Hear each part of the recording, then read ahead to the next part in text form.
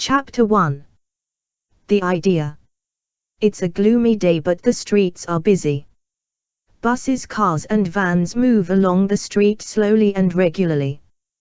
The black clouds are doing a good job of blocking out most of the daylight from the busy city streets. It was not raining yet, but you knew that it was only a matter of time before the clouds opened up to shed its load, soaking the earth with its downpour of rain. It is a multicultural town on a very multicultural street. There is a variety of multicultural shops. There were grocery, retail, clothes stores and eateries, all doing a fairly good trade. There was no sign of contention. Everyone was happy with everyone else. It seemed unreal. All cultures mixing well with each other without any disagreements or animosity. Black, white, Indian, Chinese, Polish, Romanian. One would think that there was a representative for every country in the world living on that street. To the outside world, this place would seem to be the utopia of the perfect world. At the dead center of the road, there is an eatery called Teetotal. It is run by husband and wife team Eddie and Trisha. It is a tea room of the traditional sort, selling cakes, bread and of course a variety of teas. The inside of the tea room can clearly be seen by the pedestrians walking past with their shopping bags of grocery. Through the large window you can see customers sitting at their table quietly sipping cups of tea and eating a variety of foods from small saucers. There is a table positioned dead center of the window. Two white men were sitting on opposite sides of the table. The two men were large men, though one of the men was physically larger and more muscular than the other. They seemed to be the same age, both graying at the sideburns, the larger man graying more. The larger man was speaking in a disbelieving and bemused manner, the other one nodding his head up and down with a sure expression. "So, you are saying that you can make money by not spending money, Tom? Where do you get this shit from? I am old and wise enough to know that you need money to make money." "No, you don't. I have looked into it. I have been reading about it for months. Mike, we can get rich without spending any money with this." Mike Carnage looked at Tom McVeigh through squinted eyes and said, "Where do you get these ideas from, Tom? You are always coming up with some crazy scheme to get me locked up again." "Mike, you will not go to jail doing this. Is it legal?" "Define legal," replied Tom with a naughty grin. Mike clicked his tongue and sat up straight. "What do you mean define legal?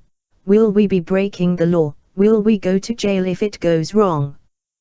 "We will be too rich to go to jail," expressed Tom. "What?"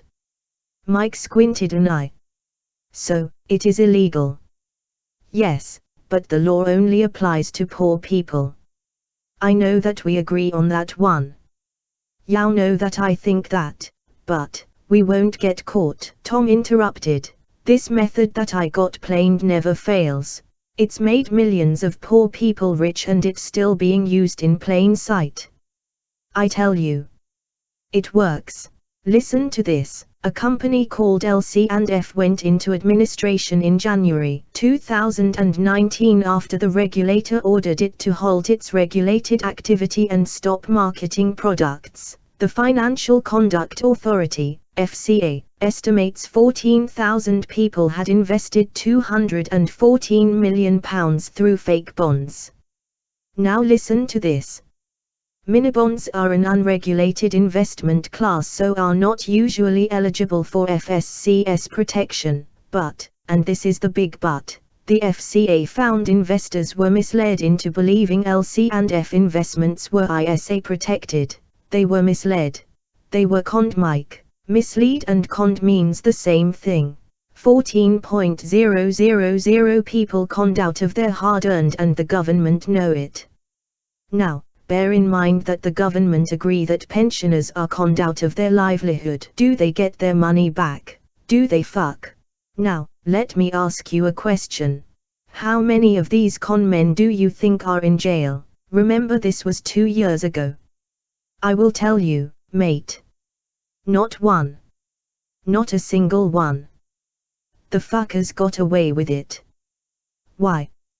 Now, listen to this bit very carefully, Mike. They got away with it because they have 214 million quid in the bank. You see, with 214 million quid in the bank, or rather in your wife's bank account, you can afford a damn good lawyer. Remember, Mike, the FSCS said it would start issuing decisions on LCF claims relating to misleading advice given to its customers. The British government know that LC&F was a con, but the organizers of it are not in jail. These people are still driving their Rolls-Royces and flying in helicopters. They are buying £1,000,000 race horses. I'm not lying, mate, not a jail cell in sight, and I guarantee if they do go to jail, it will be a couple of years and then they are out to spend his or his wife's 214 million quid. We can't lose.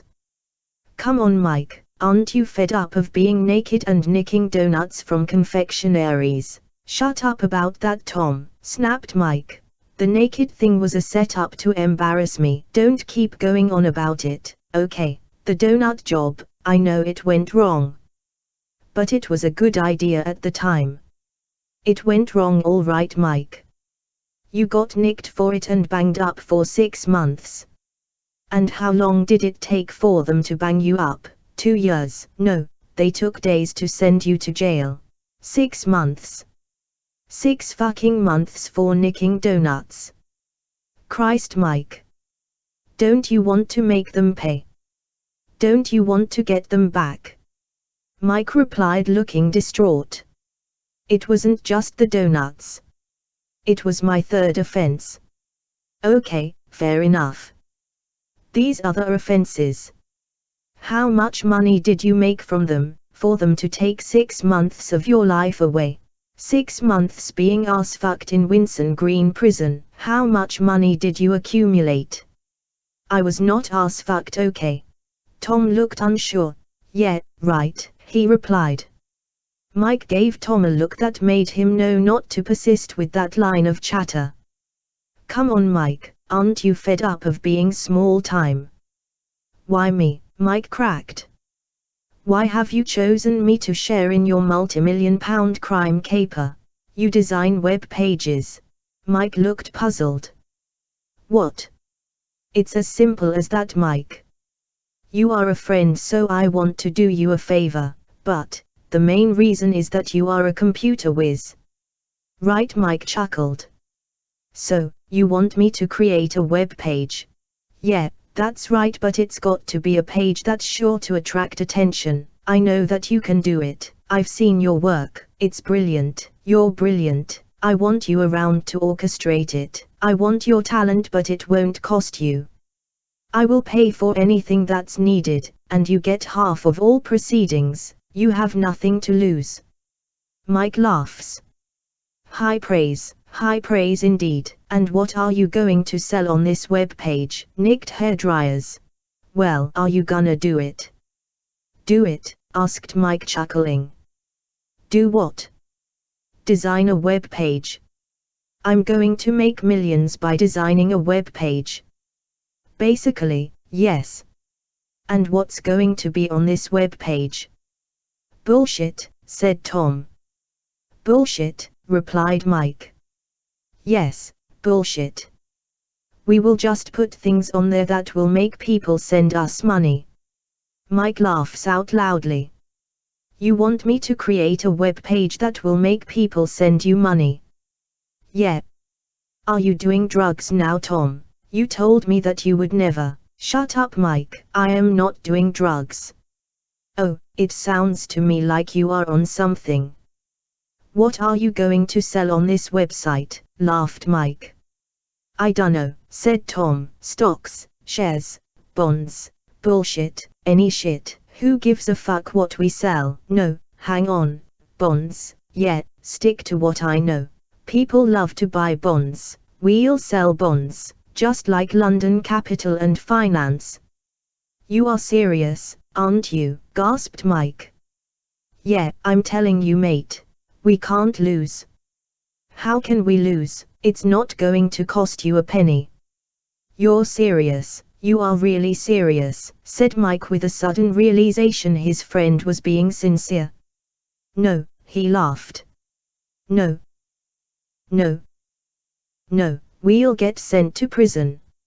And we will get more than 6 months, and people are not gonna give us their money by believing bullshit on a website. Yes, they will, insisted Mike. We will target pensioners. Excuse me, expressed Mike. Pensioners. Come on, Mike, we have a history with them. They are easy meat. Remember the vaccination job that we pulled? Don't remind me, said Mike looking away. But Tom continued. Those fucking idiots will do anything you tell them to. I think their brain starts to die after the age of 65. Mike became quite serious. Have you forgotten why I stopped doing that job, Tom? You went too far, someone could have died. Yeah, but no one did die, did they? Admittingly, yeah, I did go too far, but it did work, didn't it? Mike remembers the job that Tom was referring to. 30 years ago. Severe acute respiratory syndrome, SARS, was the widespread disease of that time. It was killing thousands. There was a worldwide panic. Old people were said to be susceptible to getting it, and of course because their antibodies are weaker puts them in graver danger. At that time they were given preventative medicines such as antiviral medications and steroids. Mike and Tom were always looking for ways to make money. And one day, while watching the news and seeing the panic that was ensuing around the old people with NHS shortages and such like, Mike came up with the idea of knocking on old people's doors and offering them a SARS jab. It would keep them safe from the terrible disease. Of course, there was no such thing as a SARS jab. The idea was to fill a vial bottle up with water and get a syringe to administer it into their arms. He told the idea to Tom and he thought that it was a great idea. Most old people looked away, so there was no need to actually pierce the skin with the needle. Just rest the tip of the needle onto the arm and press gently. This personal care that could be performed there and then would set you back £100 or whatever you had in the house under the mattress or in the money jar at that very moment. We knocked on a few doors that month, didn't we, Mike? Laughed Tom. We made a killing. Pardon the expression. Come on, Mike. Pensioners are the answer. They work all their lives. They work their asses off, and when they come to the end of their working life they cash their pension. 90% of them will have a large sum of money burning a hole in their pockets. They are green behind the ears when it comes to having that kind of money. Did you know that the government actually tells them to invest their money? They tell them that it is not a lottery win, but the money had to last them the rest of their lives. Tom laughs. The rest of their lives, Mike. Can you believe that? Most of them drop dead leaving their money in investments, and then the government just takes it back. Old people panic when they have this sort of cash. They don't know what to do with it. Then, the government tells them it's okay to invest it. But be safe, invest it in the right place. A safe place, they tell them. What is a safe place? Let me tell you, Mike. A safe place is a company that is backed by the government. If the company that you invest in are backed by the government, their money will be safe, their money will be protected. The government has created a department for dealing with these things. They are called the Financial Conduct Authority. FCA. They are the government's way of telling you that if they are involved with a company, then it is safe to join them. Safe to give them your pension to invest wisely, and if you don't invest wisely, they are prosecuted and you have your money returned to you. The FCA are your protection. It's a good idea designed to protect the people. The trouble with the FCA is that it's starved of cash just like most government organizations. It's fine creating a government department, but if you don't finance it, it is next to useless. Which of course means that scrupulous companies can use it to their advantage. We can use it to our advantage, Mike. Tom. Are you suggesting that we use government stamps and logos on a website without permission? Asked Mike. Tom did not answer Mike's question. Instead, he reaches into his pocket and pulled from it a folded piece of paper. He handed it to Mike. It was a printout from a web page. I found this on the internet just today. Read it. Mike looked at it and then back at Tom. What's this? He asked. Read it, Tom repeated. Mike took the printout and unfolded it. It read: The FCA is currently investigating LC&F's marketing material, and the Serious Fraud Office is investigating individuals associated with the company. Yet there is a broader need to understand what can be learned in a regulatory sense from the events at LC&F. Letters were written to the chairman of the FCA, Charles Randall, that the regulator must investigate 4 key areas. Did the FCA act fast enough in its supervisory action against LCF in December? Are other firms using their FCA authorization in a way that may mislead consumers? Should more be done to explain and clarify to consumers how much protection the FCA gives them? Should minibonds be allowed to be unregulated? The letter reveals that the FCA's Andrew Bailey has already told the Treasury Select Committee that he is concerned about firms which give the public the misleading impression that they are fully regulated when in fact, only a small part of their business is. However, the FCA's failure to act on repeated warnings are likely to come under serious question in any investigation. Minibonds offering high interest rates such as LCF 6 to 9% have flourished against the backdrop of the low interest rates from other investments. Several have proved too good to be true, but the collapse of LCF is by far the biggest of its type. The Evening Standard has disclosed in recent months how LCF paid an agent 20% to 25% commission upfront from the bondholders' cash, then lent the money to a small number of highly risky business ventures with links to individuals associated with the bond company.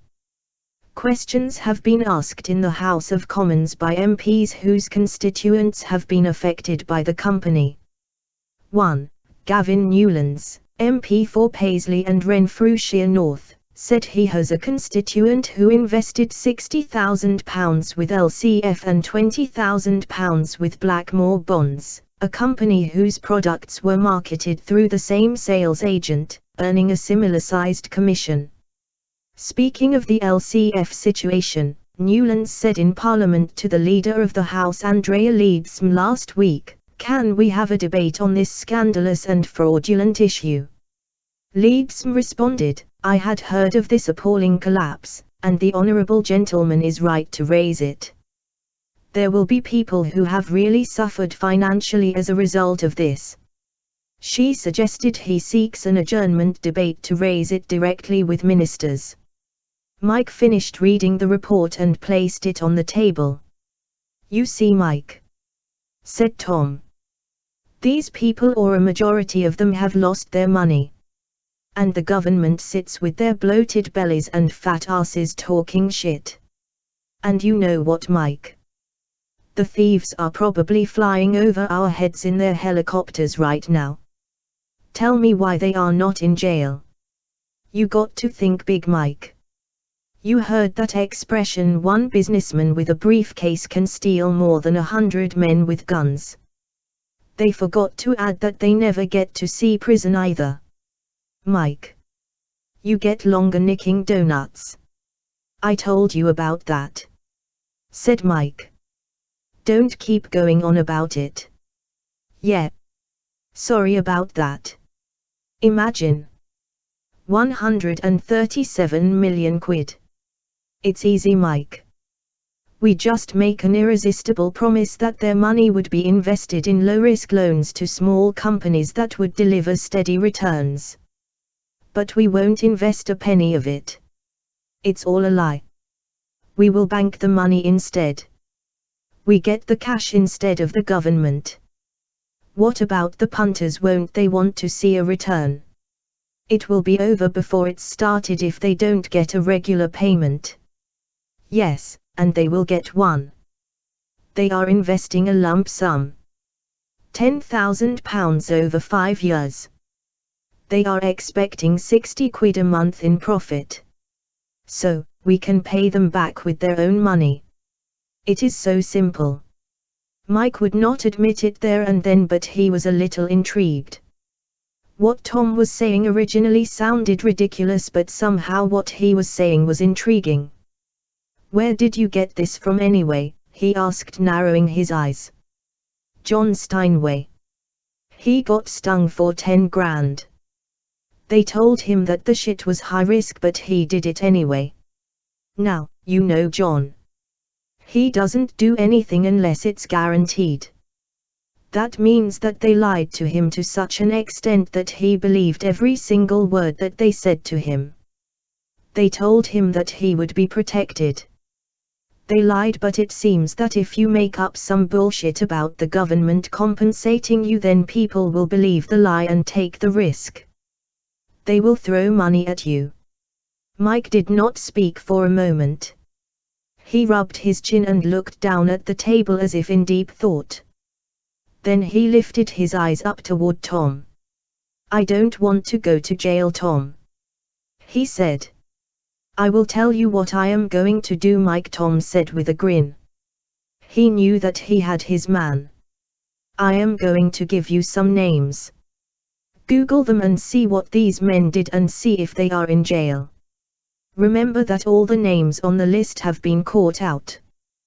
They are known by MPs, the police and just about every authority there is. They are not in jail and they still own helicopters and race horses. Just read about them, and if you still think that it's a risk, then I will find someone else. Mike agreed and left the tea room with conflicting thoughts. Chapter 2. Partners in Crime. That night Mike searched the internet for the names that Tom gave him. Tom was right. None of the men mentioned was in jail despite conning thousands of pensioners out of millions of pounds.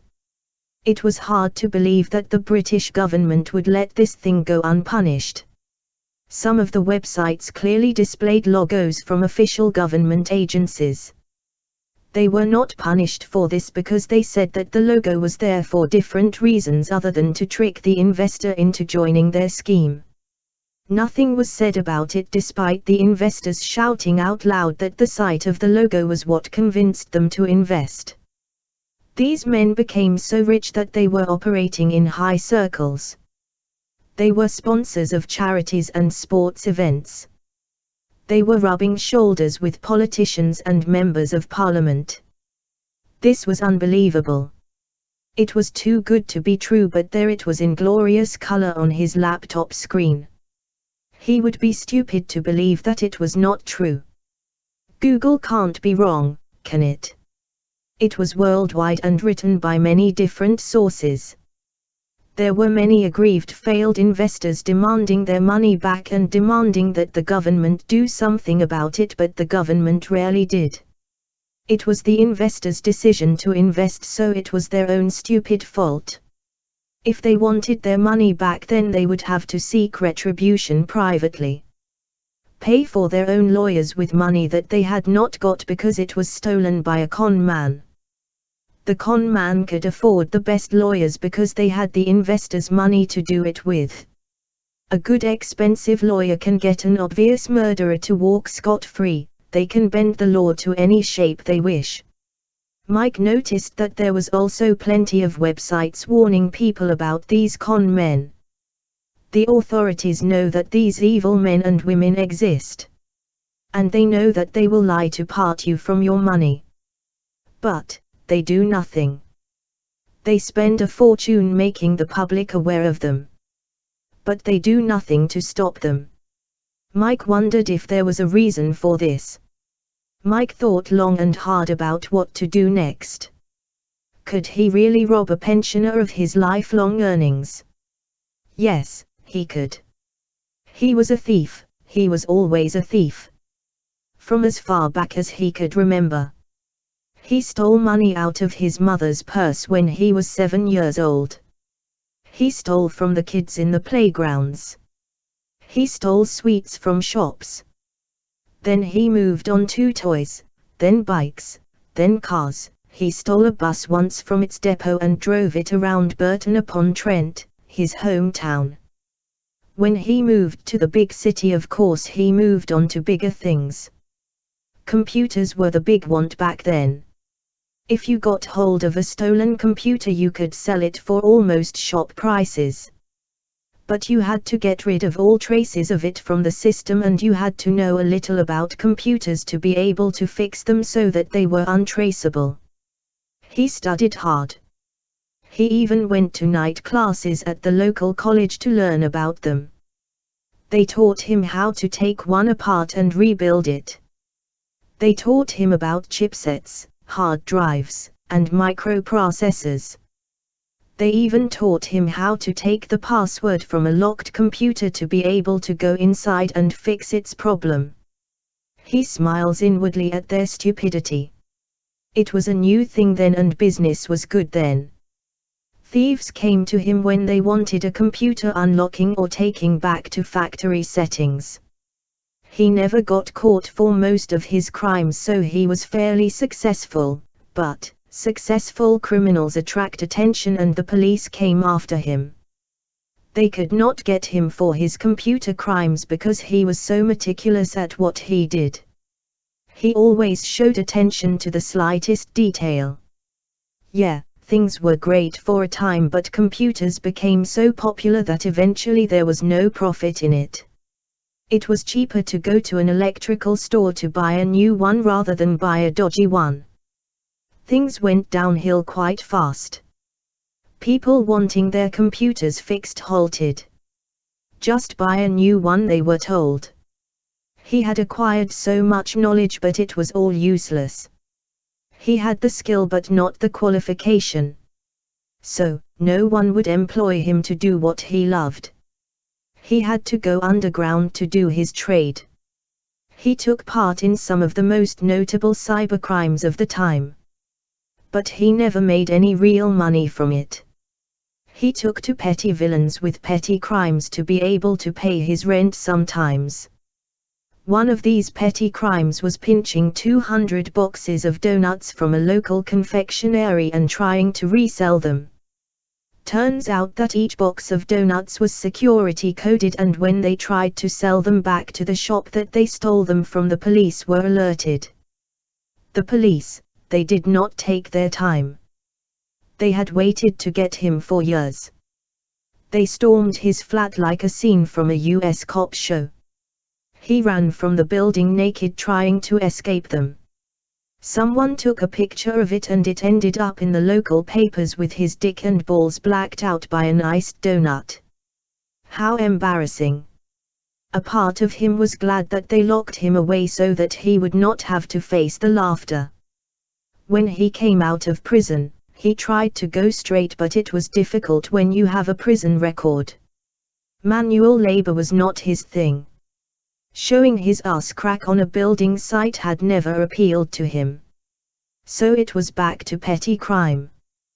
That was about the time that he met Tom. They both came up with crazy money-making schemes. All of which mostly ended in failure. The SARS debacle ended when some of the old people did not look away when the drug or water was being administered. The only way around it would be to actually pierce the skin. Mike refused to pierce the skin with the needle for realism. He or Tom did not have any medical training at all. He thought it dangerous and going too far.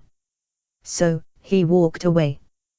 Tom had no such qualms about piercing their skin. He rammed his needle into as many of those old fools as he could. One of them died. But of course Mike did not know that. He had cut ties with Tom months before. It did not stop Tom. He became quite lucrative until the scam became too hot to carry on. It was mentioned on the news. But that was the difference between them. Tom had no problem with going that extra mile. He did what was necessary to continue earning money, no matter who he hurt. Mike never had the killer instinct that most successful criminals have. Tom was good enough to make a living from it. Mike only did what he needed to do and choose his jobs carefully and wisely. If he could avoid hurting innocent people, then he would. Make no mistake though. Mike Carnage may have had a soft heart, but he was as tough in the body as nails. He was very good with his fists. So good that he did a bit of bouncing for a time. In fact, he was so good that he was recruited to guard one of the main bosses in the city. Bob Clayt Williams. Williams was an up-and-coming force in Birmingham. He formed an alliance with all of the other regions, and used violence to protect it and strengthen it. He needed strong men about him, and Mike was one of those men. Mike gained reputation and respect from the other crime bosses in the city, and they often tried to poach him away from Clayt. But his big boss would not allow it. After years of working for Clayt, he finally had enough of the violence game. He told Clayt that he wanted out. Clayt said no at first, but eventually granted his wish for years of loyalty. After all, he was stronger now and he did not need so much strong-arm protection. Clayt allowed him to leave but warned him that he could not work for anyone else. He knew too much about Clayt. Clayt loved him, but he also knew that he knew too much. He warned Mike that if he ever worked for any of his opponents that he would be as good as dead. And if anyone tried to bleed him for information, he needed to inform Clayt. Mike had to ask himself, would Clayt allow it?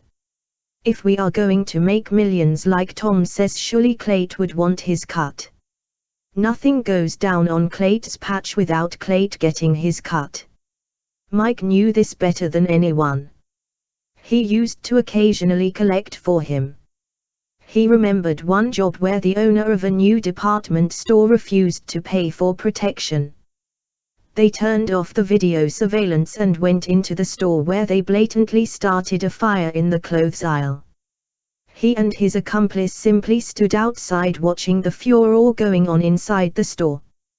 Customers running screaming, fire engines and police desperate to put out the flames. The police knew who started the fire because there were hundreds of eyewitnesses, but they also knew that they worked for Clayt.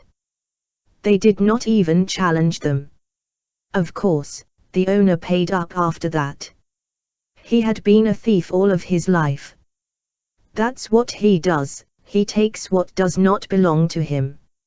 Of course, walking in the local park, Mike thought of all angles. Could it really work? What could happen if it did not? Well, nothing would happen. He did not read of anyone getting prosecuted. It was a risky investment. As long as they told the investors that there was a risk, they would be legally safe. Tell them the truth and lie about everything else. Tell them that they will be compensated if it fails. Lie and lie and lie, you will be fine because you did tell them that it was high risk. They deserve what they get, the greedy bunch of bastards. A good lawyer will use the facts on the table, and by God, they will be able to afford the best one. He could do this. No time for sentiment. No one had ever given anything to him. All of his life he has had to take. It's been an uphill struggle all the way. Climb. He had had enough of climbing and constantly falling. It's time he reached the top of the hill. He called Tom and told him that he was in. They arranged to meet the following Monday. Chapter 3. The Agreement. They met in the same tea room. Tom is waiting for Mike. It is a quiet day and there are only a few punters inside the place. This time Tom had chosen a corner table. This time he was cautious and careful of being seen. If they were going to do this, it was best to err on the side of caution. When Mike walks into the room carrying a blue laptop, he knew that he meant business. Tom stands and beams a wide-toothy smile. It was obvious that he was happy that Mike was on board. Mike, he repeated. I am so glad you decided to join us. Who is us? Said Mike, placing the laptop on the table before sitting down. Tom laughed. I knew that would be your first question. He waves at the woman behind the serving counter and when the woman looked said, a pot of coffee please, Tricia. Then he shifted himself on his seat and said quietly, I have 10 people. All trustworthy. I picked them myself and you know how I am with the people that I work with. Would you put your life in their hands? Asked Mike. What? Mike.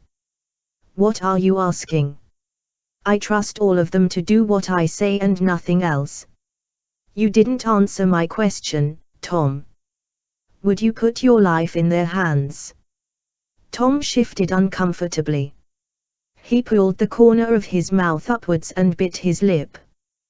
Well, no, I wouldn't. They are all brand new and untested. Mike widened his eyes and stared back in disbelief at what he just heard.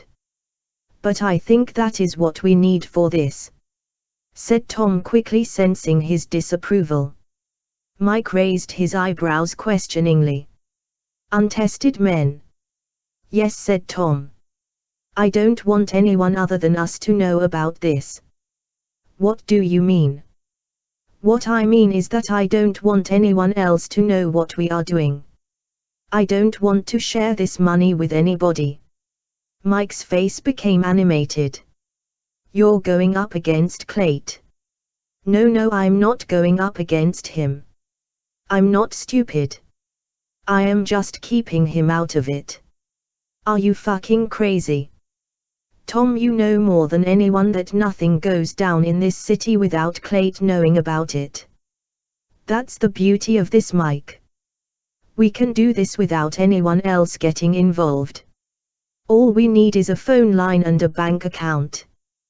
We don't have to ask anyone for help and we won't. It won't get back to Clayt. Mike, we could do this from your bedrooms. If we keep it tight, no one will know. Tom. You are crazy. You can't do it. I can't do it. I've changed my mind. It's suicide. I'm sorry, Mike. Mike gets up to go. But Mike gets up too and stops him. Mike. Sit down. Listen to what I have to say. Just 5 minutes, please. You don't have to do it, but I still need your help. I will give you half of what we make, or I will pay you to do a job. One payment and you walk away forever. Or if you stay. A partnership. Please, Mike. Mike moves to walk away but stops, hesitates, and sighs. He takes a sharp intake of breath and sits back down. Tom sighs a breath of relief. Thanks, Mike. Listen.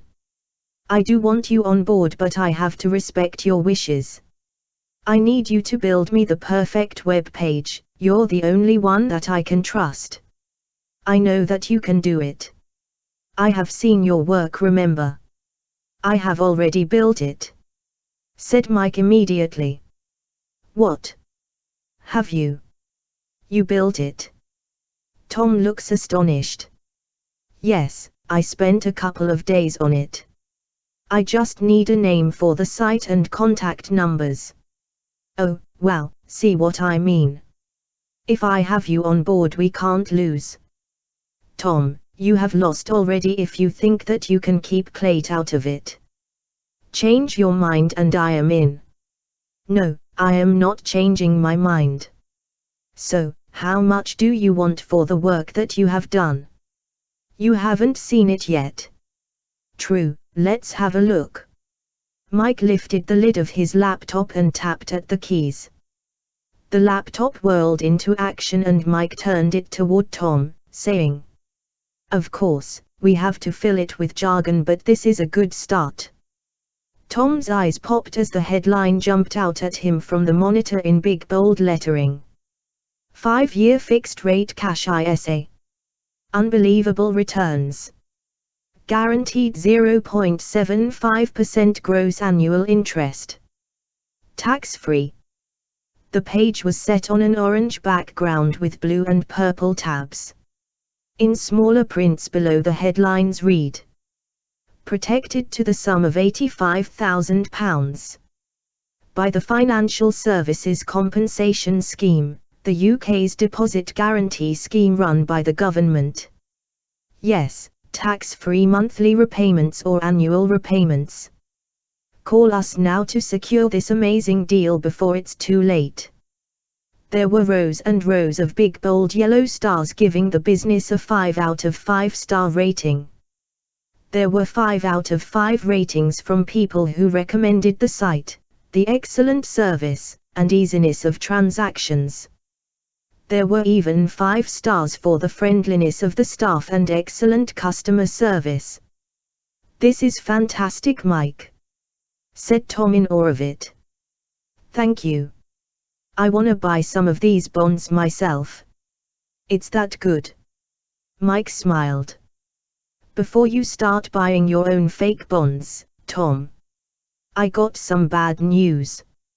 You can't do this without spending quite a lot of money." "Money?" asked Tom, giving Mike a sideward glance. "What do you mean?"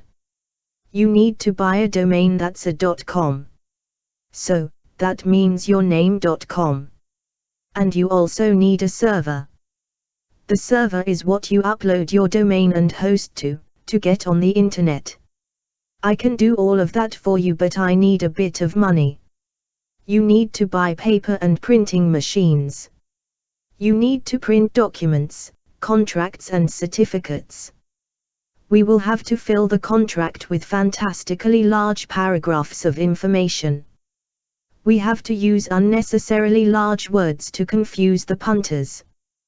We will have to make a simple explanation into a 6-page document using words only a lawyer can understand, but by using such words it makes the document look professional.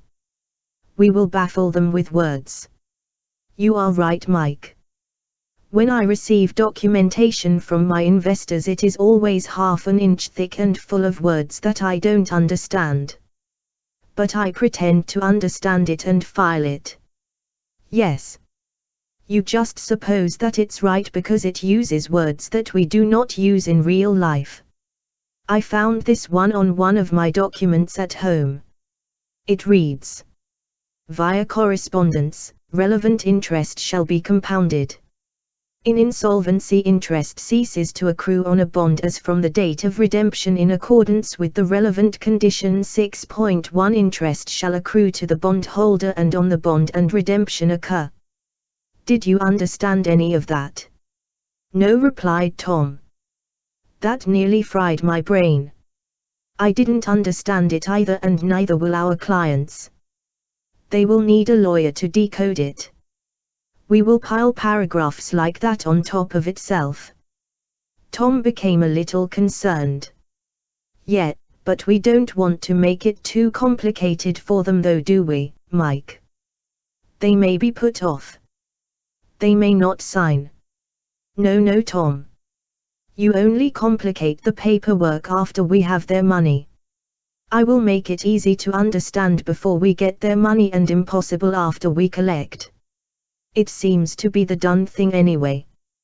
That's how lawyers keep themselves relevant. They make sure that you need them by making it complicated." "Yeah," agreed Tom. And they cost a fortune to do the simplest work. They are just as criminal as the rest of us really, aren't they? They are worse than we will ever be, Tom, but they don't get sent to prison. We do. So, let's get this right. I will leave you to buy the phones and the laptops. Laptops, expressed Tom. Yeah, laptops, Tom. They got to be good quality, Tom. They got to be reliable. They do not have to be Macs, just a good quality PC. I will set them all up securely. Tom rubbed the back of his head at the thought of what it would cost to buy 10 laptops. Mike chuckled at the worried look on his friend's face and knew that he was going to flip at what he was going to say next. Tom, if you have 10 people then you need 20 laptops. 20? Yes, 20. Why 20? If they are corrupt, damaged, updating, or out of action for any reason, that's a lost customer. Breakdowns cost money. You got to be able to get back online right away. Can't they use their own laptops? Said Mike, a little despondent. Would it really matter? No, Tom, under no circumstance do you use your own personal computer. If you don't think that Clayt can get into your computer when he wants to, then you are sadly disillusioned. I will make the new laptops ghosts. There will be no connection to them from any other source but the server. You have got a server, haven't you? Tom looks at Mike blankly. Mike throws his hands upwards, exasperated. Oh, good Lord. You are not going to last 5 seconds without me. I am going to have to come back into this thing to stop you all from ending up in jail or the police finding your body parts in a skip. What? Said Tom with a gasp of surprise. You coming back in? Yes. Fucking magic man. Give me the phone numbers and tell me what you want to call the business. Oh. I haven't really thought of a name yet. Any ideas? Mike shakes his head slowly and smiles. Then he gave it some thought. Well, anything with London in its title makes you think of Westminster and very rich toffee-nosed people. It makes it sound legit. What do you think of LondonMoneyMarket.com? Mike did inverted commas with his fingers. LMM for short. Tom thought about it for a few seconds, then there was now a beaming smile on his face. Yeah. I like it. There's something about the title that makes me think of that dickhead on the telly. The one who is always giving good financial advice to stupid people. I am glad that you are back on board, Mike. Tom looks Mike in the eyes and pushes out his lips stiffly, and with emotion said, I know that it's my baby, Mike, but I will gladly follow your lead. Mike smiled. I appreciate that, Tom, but if I'm in charge then it is my body parts that the police will be picking out of the skip. So, I dunno. Tom laughed and Mike laughed with him. So said Mike, who is the untried 10? You only know one of them. Oh, and who is that? Tom hesitated a moment and then looked at the floor. Then he slowly raised his eyes to meet Mike's. It's my son, Junior. Again, Mike started back animated. God, Mike, no. He gasped. Why would you get Tommy involved in anything you do? I have no choice, Mike. You know that he wanted to be a forensic scientist. Yeah. The kid's got brains. He's probably got the share that God forgot to give you. Ha bloody ha, Tom retorted, jovially. But seriously, Tom. Why would you get Junior involved in this? The lad has got so much potential. He could be anything that he wanted to be. Why would you bring him into this world? Our world. Is that what you really want for him? Is that? He's already in this fucking world. Tom screams, grabbing a pepper pot and slamming it down onto the table. The crash loudly interrupting Mike, who was surprised at the outburst. He sat there open-eyed and open-mouthed. Mike had touched a nerve. His voice was so loud that the occupants of the tea room became silent. "Are you all right over there?" asked Tricia from behind the counter. Everyone in the room was now staring at him disapprovingly. Tom was fixed in a stare at Mike, but he finally came to his senses and looked around him. He notices that everyone was looking at him and he stares back at them aggressively. They all look away, some mumbling their disapproval.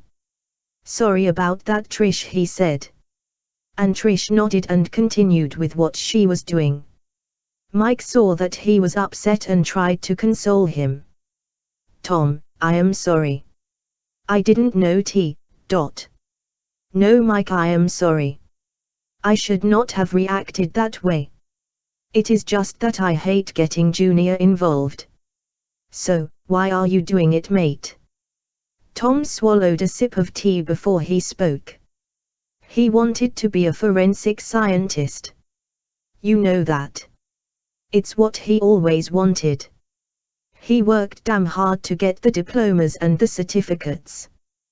But he has been trying to get into the police for 2 years now. They won't have him, Mike.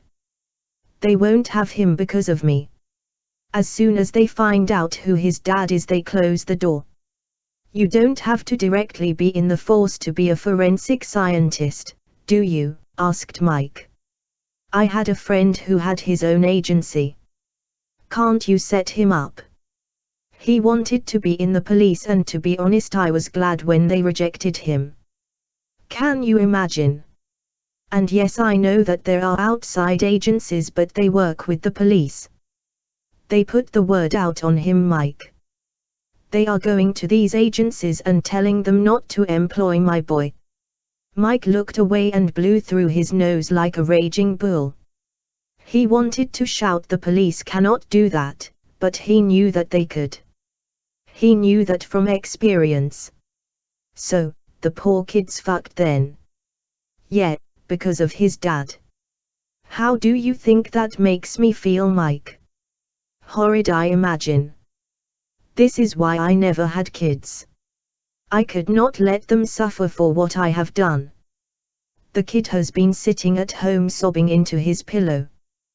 He wanted it so badly. He had such a good heart. He was not like me, Mike. But I fear these disappointments are turning him mean.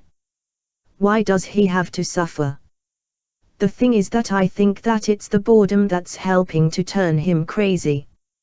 He is starting to snap at his mom and his sisters now. It's only a matter of time before he snaps at me, and I will have to give him a slap or two. You know what I am like, Mike. When I start, I can't stop. The devil in me takes over. I am afraid that I may hurt him. He is sitting at home moping. He has to learn that life is full of disappointments and you have to just get on with it. He knows what you do, right? Asked Mike. We don't talk about it, but like I said, the kid ain't stupid. What have you told him about this job? Telesales. Telesales, said Mike. Well, I suppose you didn't lie to him. Does he know that we are not going to pay the punters back? No, it's better if he thinks that it is genuine. Agreed, said Mike. It is better if they all think that it's genuine. Okay. Okay with me, the less they know the better. I'm excited about this, Mike. I know that it is going to work. I admit it's a good little scam. But I have never been that confident.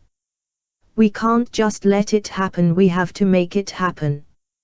We can't afford to be lackluster, we have to be precise. Okay, let's do this, said Mike.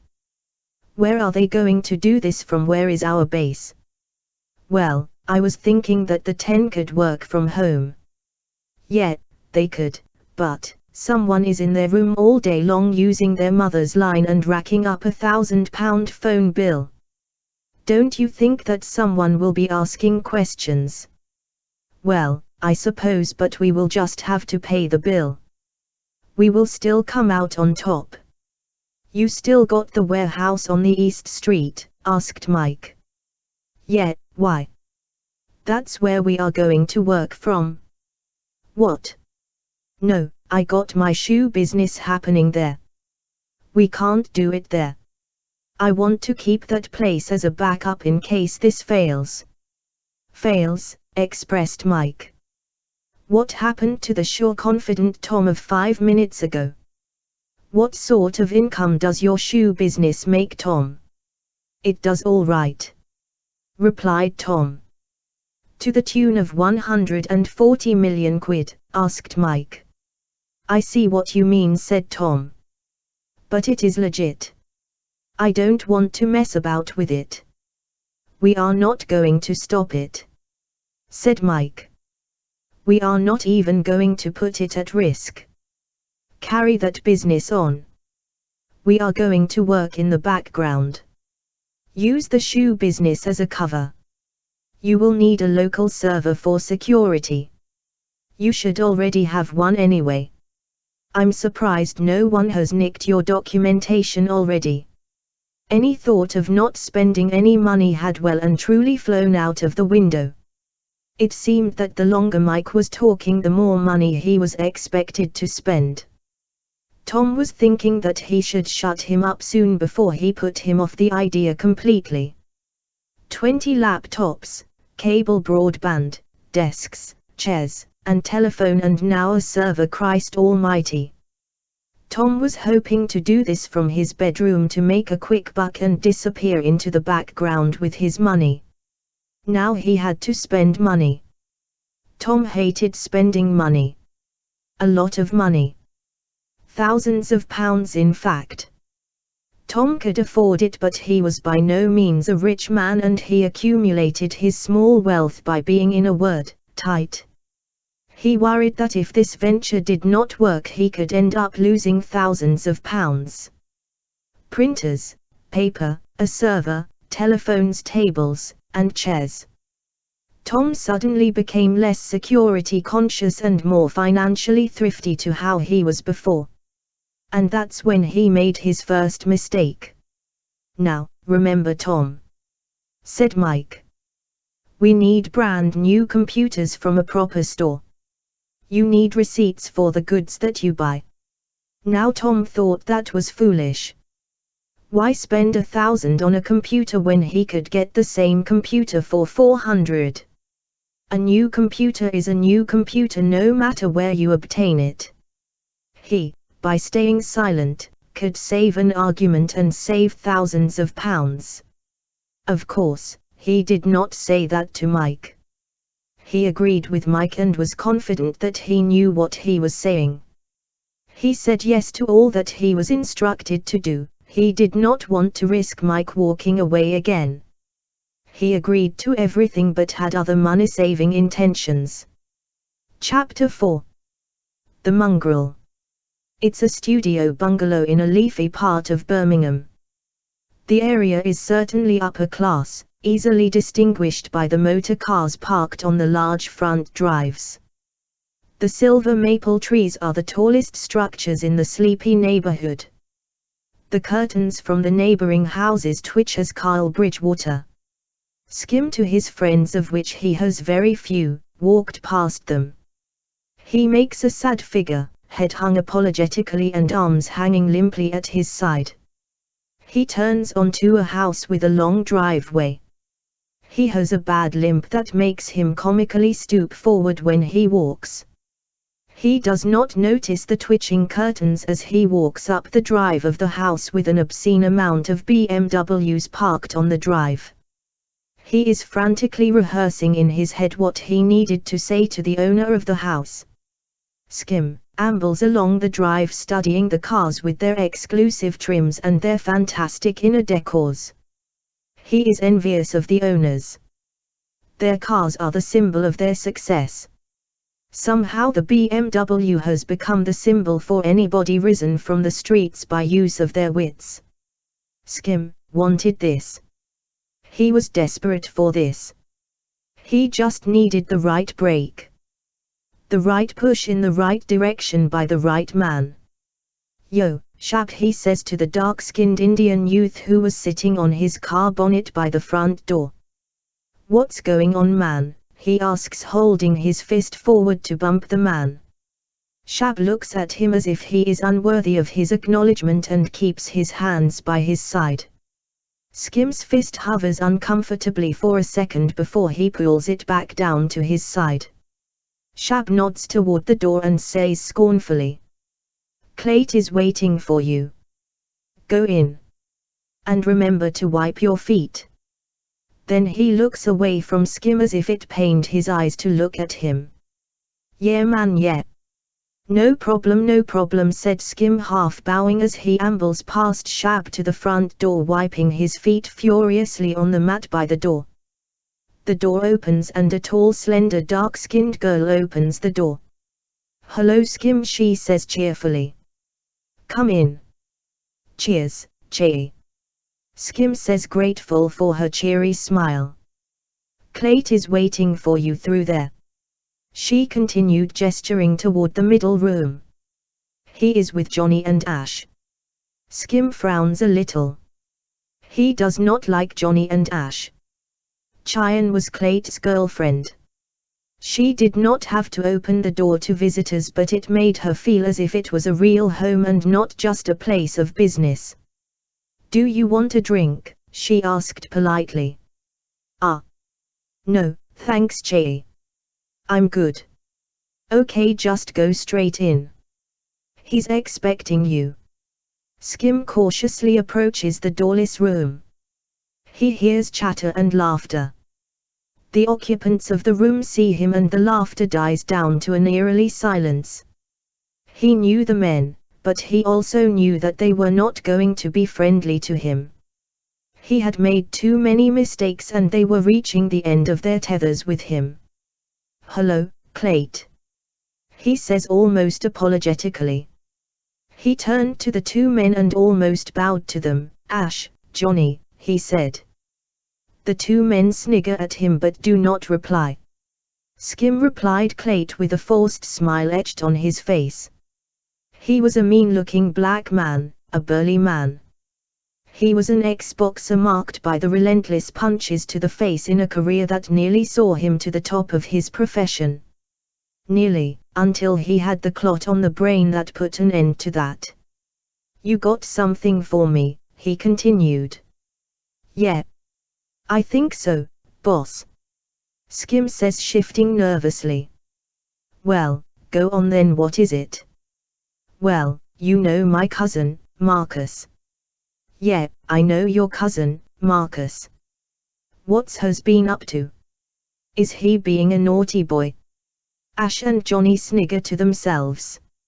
"No, Clayt, no," said Skip in a raised voice, but he lowered his tone almost instantly.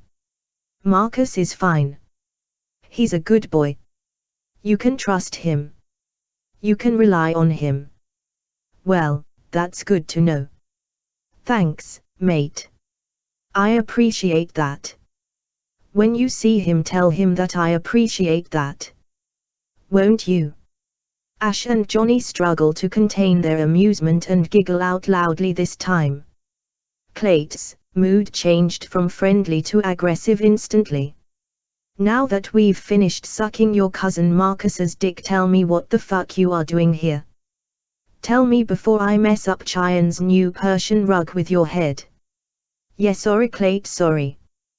Well, you know Marcus does a bit of buying and selling." Clayt widens his eyes. It was a warning, meaning to get on with it. Well, he was approached by Tom McVeigh and asked if he could supply him with 20 computers. Skim waits for a reaction from Clayt but did not get one. "Well, don't you see, Clayt?" he continued desperately. "What is Tom McVeigh doing with 20 laptops?" This time he got a reaction. Clayt was now looking slightly bewildered. So, Tom McVeigh is buying 20 laptops. Why the fuck would that be of interest to me, Skim? Well, you see, Clayt, he told Marcus not to tell anyone about it. And? Well, why would he do that? Maybe it's for Secret Santa, what the fuck? Said Clayt, now very agitated. No, listen, Clayt. By don't tell anybody. Marcus took it to mean don't tell you. Why would Marcus take it to mean that? Well, it was the way that he said it. The way that he said it, repeated Clayt, now losing patience. Even Ash and Johnny were looking baffled by now. Yes, Marcus said that he was all squinty-eyed and aggressive looking when he said it. So, you think that Tom was being aggressive? Said Clayt. Well, yeah. I guess. Replied Skim. You guess, said Clayt, gritting his teeth. Do you know what aggressive is? What do you mean? Asked Skim, now looking a little worried. I was thinking that you don't know what aggressive is. Aggressive is what I will be if you come to me with any more bullshit. If you think this clears you of your debt, you are mistaken. What the fuck you coming to me about someone buying a fucking computer for, you absolute mongrel? I am sorry, stammered Skim, I just thought that. Clayt narrowed his eyes like a viper ready to strike. He screams at the frightened man. I don't give a shit what you thought. You still owe me, you will have to come up with something better than that to pay your debt. And everyone pays their debt. Now fuck off. Yes, sorry, Clayt. I'll bring you something good, you know I will. Why are you still here, mongrel? Get the fuck out of my house. Fuck off. Skim quickly turned and scampered away, still apologizing.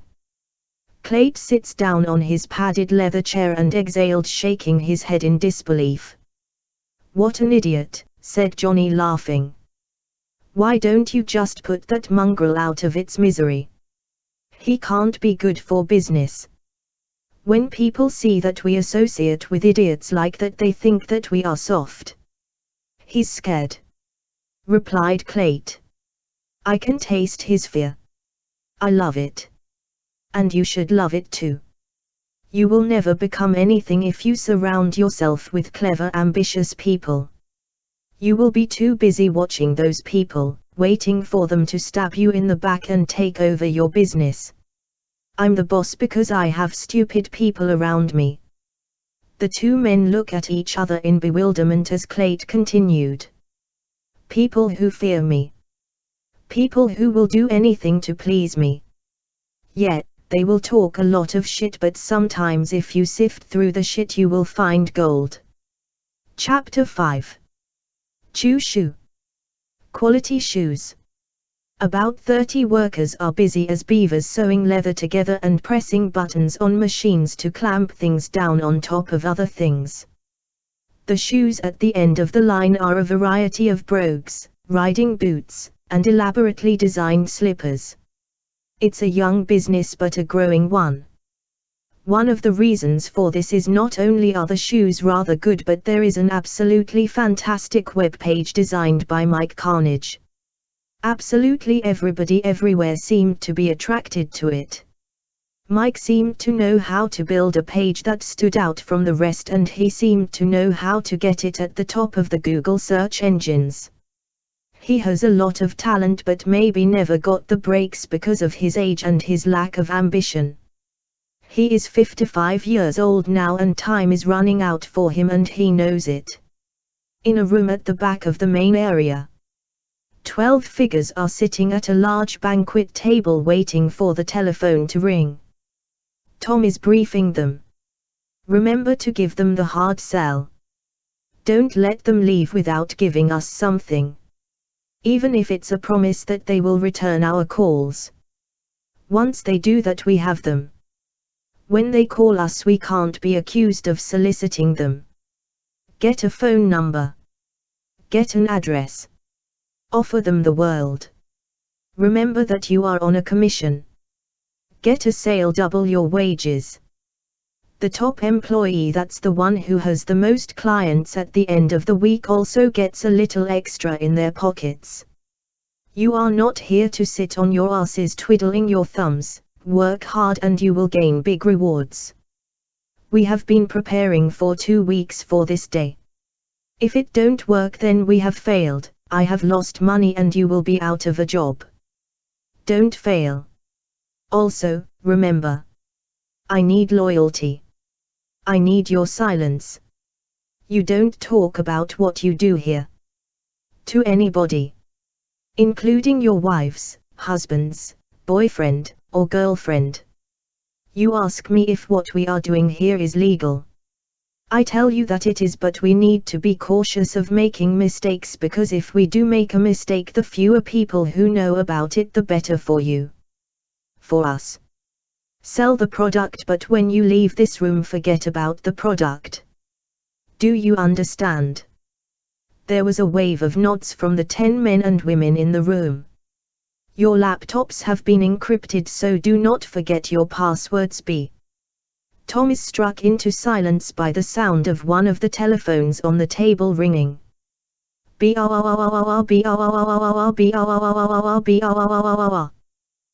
was a static silence in the room from everyone. Maybe it was the sudden realization that this was actually happening for real. The girl whose phone it was looked at Tom and then her colleagues with utter terror. Was this really happening? And why did it have to be her phone that rang first? Well, answer it then. Tom bellows. All eyes were on her and she was terrified. She snatched up the receiver and spoke. Her training paid off. Good morning and welcome to LondonMoneyMarket.com. My name is Sarah. How may I help you? Tom and the team watched with bated breath as Sarah listened to the voice at the end of the phone. She was nodding like a nodding dog. Why was she not speaking to the man? Speak to him. Tom whispered. The girl nodded back negatively. There was another telephone ringing 3 seats away. This time the youth sitting by it snatched it up straight away. Good morning and welcome to LondonMoneyMarket.com. My name is Matthew. How can I help you today? Tom and Mike strained their ears to listen, but they were drawn back to Sarah, who was now speaking. Well, Mr. Samuels, you can be assured that we are the right company to invest with. As you can see by the logo, we are backed by the Financial Conduct Authority to the tune of £85,000. That means that if you were to invest up to that amount, then it would be covered completely. If you have an email address, I can send you the relevant paperwork right away. All you have to do is complete it online and we can get that active and earning your tax-free repayments from us by tomorrow. There was a small pause before Sarah continued. You have, that's fantastic. Let me get a pen. I like to get these things down so that I do not get it wrong. Of course, sir. There were now 5 operatives speaking on their relevant phones and tapping on their laptops. Tom's son was talking to a potential client and he was telling him that the London Money Market was a reputable company that has been trading bonds for nearly 100 years. It was what he was told to say. He did not question it. He wanted a job and he got one. It was not his right to judge or detect for wrongdoings. He was employed by his father to say what he was told to say, so he said it just as they practiced. Tom looked at him and nodded his approval. He was quite proud of the way he had thrown himself into his new job and shown such dedication. When Tom had walked past him to listen to what he was saying, he noticed that all 10 operatives were speaking on their phones now. Wow, he thought. This is going better than I thought. Let's hope that we can transfer some of these calls into cash. He looked at Mike, who was sitting in the corner of the room. He looked genuinely bemused that it was working so well. He and Tom was hoping for a steady trickle of callers, but this was unbelievable. Were these people really going to trust their life savings to a page that they found on the internet? About 10 minutes later, a girl pumped her fist in the air and hisses a yes. Tom leans over her shoulder to look at her computer. He's promised to invest £5,000. He is filling out an online form, said the girl. I think that he is genuine. I got his numbers and bank detail. Well done, Alana, said a flushed Tom, clapping the girl on the shoulder. You've done well. Fingers crossed. Some of the operatives were on their second calls. Tom wanted to question them and ask them if they had secured another client, but he could not interrupt them. It was a potential investment. Mike saw that Sarah had finished speaking and had hanged up the phone. She was sitting there ashen-faced as if she had seen a ghost. Mike sat up and rushed over to her. What is it, Sarah? He asked. £20,000, she mouthed, then she yelled out. £20,000. What? Said Tom, approaching the table excitedly. What did you say? He asked the delighted girl. £20,000, Tom. I have made the company £20,000. Is it certain? Have you got his bank detail? Has he filled the forms in? He fired at her. He's transferred the money over to me already. What? I wanted to tell him not to do it, but it's not my place to do that. It was like he wanted to invest there and then. He said that he did not like messing about with paperwork and that he didn't know the internet. He and his granddaughter found our advertisement and she took our number from it. He said that his granddaughter told him to do it. He said that he had the money just sitting in the bank earning nothing and that he wanted to make it work. He said that it was protected, so why not? He said that I had a trusting voice.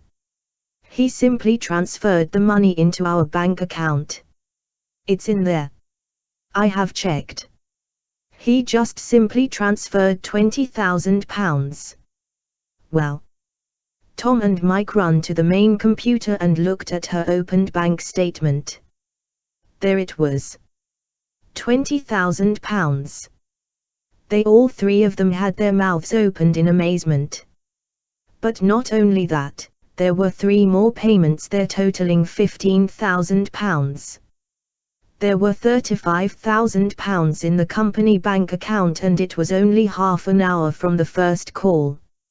My God, he said to Mike, wide-eyed. It's working. It's actually fucking working. He looked at all the operatives and they were all frantically talking to new customers. A massive smile breaks out on his face. 1 hour later.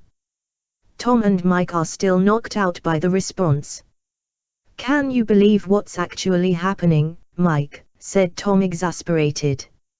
No, I keep thinking that I am going to wake up and everything is back to normal. I am very surprised at how easily we set this up. There is something that I am worried about now though. Mike replied. Tom. Stop worrying. I am confident that you have made this as secure as. Mike interrupts Tom.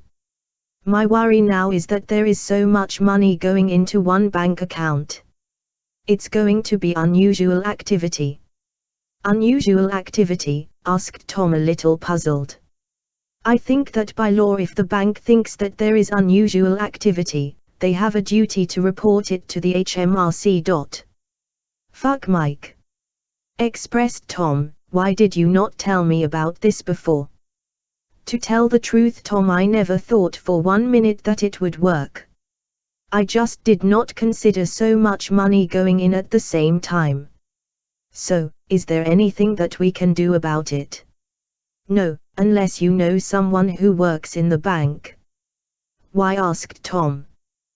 What could someone who works in the bank do? They could go onto a bank computer and change a few things. Why, do you know someone? Yeah, I think that I may do. Who? Asked Mike, perplexed. An old school friend. Can you trust him? Yeah. He's not from around here. Just tell me what he needs to do. Chapter 6. The accident. It was a long day. Ronald Muse is the last person to leave the small Tamworth Town Bank. It is his duty as a manager to lock the outer doors.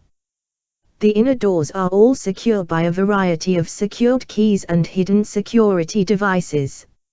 No one was getting in there, and if they tried, then it would be a lot of work for very little money. They do not keep more than £30,000 inside the bank overnight. Just not worth a life sentence to try and rob. He is confident enough to lock the door with the key and walk to his car that he had parked around the corner. He gets in his car, starts up the engine and drives out of the car park. It's a 40-minute journey to his home in Kingsbury near Derby City. He turns into his street and turns into his driveway. He turns off his engine, removes his seat belt, and reaches for his briefcase. There is a sandwich wrapper on the seat and an empty carton of milk that he had for his lunch. He stuffs the trash into his coat pocket and removes the key from the ignition. After a quick scan of the vehicle to check that he had not forgotten anything, he opened the door and stepped out of the car. That's when he noticed someone walking on his driveway and approaching his car. He did not recognize the person. It was a stranger. He strained his eyes to focus on who the stranger was. As the man came closer, he still didn't recognize him. He was a big man dressed in a suit. The man stopped short of him and spoke. "Mr. Muse," he said. "Is it possible that I can have a word with you?" "Who are you?" Ronald Muse asked, a little startled. "What do you want?" He drew back a step. "There's no need to fear me, Mr. Muse," the man said. "I need a chat. I am sorry, but I do not chat with strangers on my drive. Please leave. If it is a banking issue, then I am sure that if you call the bank we will be more than happy." "Your daughters?" the man interrupted. "Sally and Molly. Isn't it? Beautiful little girls." Mr. Muse narrowed his eyes. "Who are you? What do you want?" "If you would just bear with me, Mr. Muse. I am trying to explain. I am trying to keep your family safe. How is Christine anyway? You know my wife?" Ronald asked cautiously. No, I don't, Mr. Muse. And I will probably never meet her or your daughters. In fact, I am sure that they are lovely people, but really, I never want to meet them." "You do not want me to meet them, Mr. Muse." "What do you want?" said Mr. Muse, now sensing a threat. "If you are trying to rob me, I have to tell you that I do not keep money on my person or in the car. You are wasting your time if you—" "Shut the fuck up, Mr. Muse." He was interrupted, harshly. The man did not look angry. He was cool and collected, but his words were aggressive. "I come here to talk to you, but you won't shut up. All I want is your help with a small matter. It could be quite lucrative to you too if you choose. My name is Tom McVeigh and I am sorry to get you and your family in this, but I am desperate." Tom reaches into his pocket and takes out an envelope. He offers it to Mr. Muse, who hesitates before taking it. He looks along the drive and then toward the house as if he knew that he was taking something that he should not have. "Read it and agree to it, please. You have a beautiful family, please do not do anything to destroy that." Tom walks away.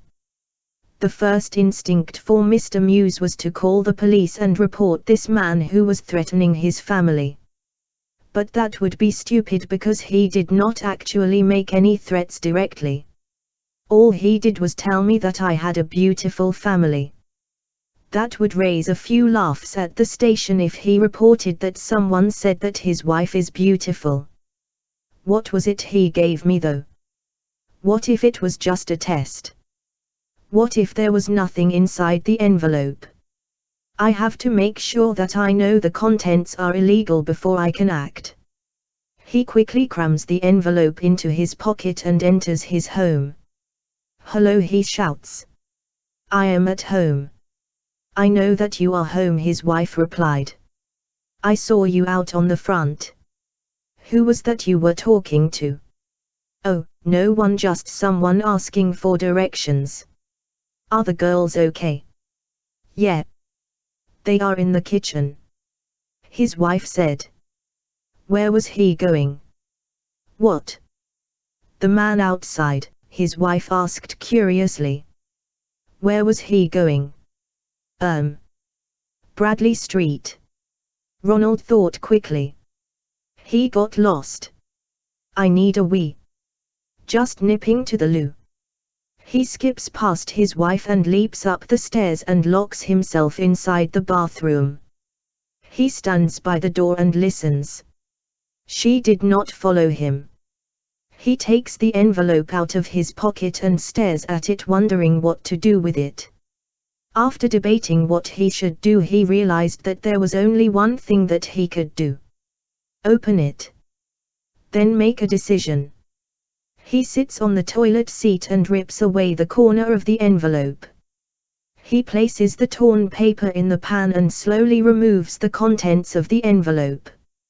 Photographs of his daughters fall to the floor. What? What does this mean? He's been watching my daughters. Oh my God. They were playing in the playground at their school. He's photographed them in the playground. There is some of my wife walking them to the school gate. She had different clothing in 3 of the pictures. What does this mean? Should I call the police? 3 different occasions. He's got pictures of my girls on 3 different days. What does he want? He unfolds the letter and reads. "Ronald. We are asking you to do us a very small thing. We need you to open a bank account and manage a number of deposits. Using these numbers. But no one except yourself can know about it. If you choose not to help us, then you will have to live with the consequences. Call this number after you have created the account. Do not call if you have not. Look at the photographs of your family and act wisely. These images may be the only thing you have to remember them by." Oh my God. He's threatening my family. I don't believe this. I have to tell the police. I must. They have ways of dealing with these people.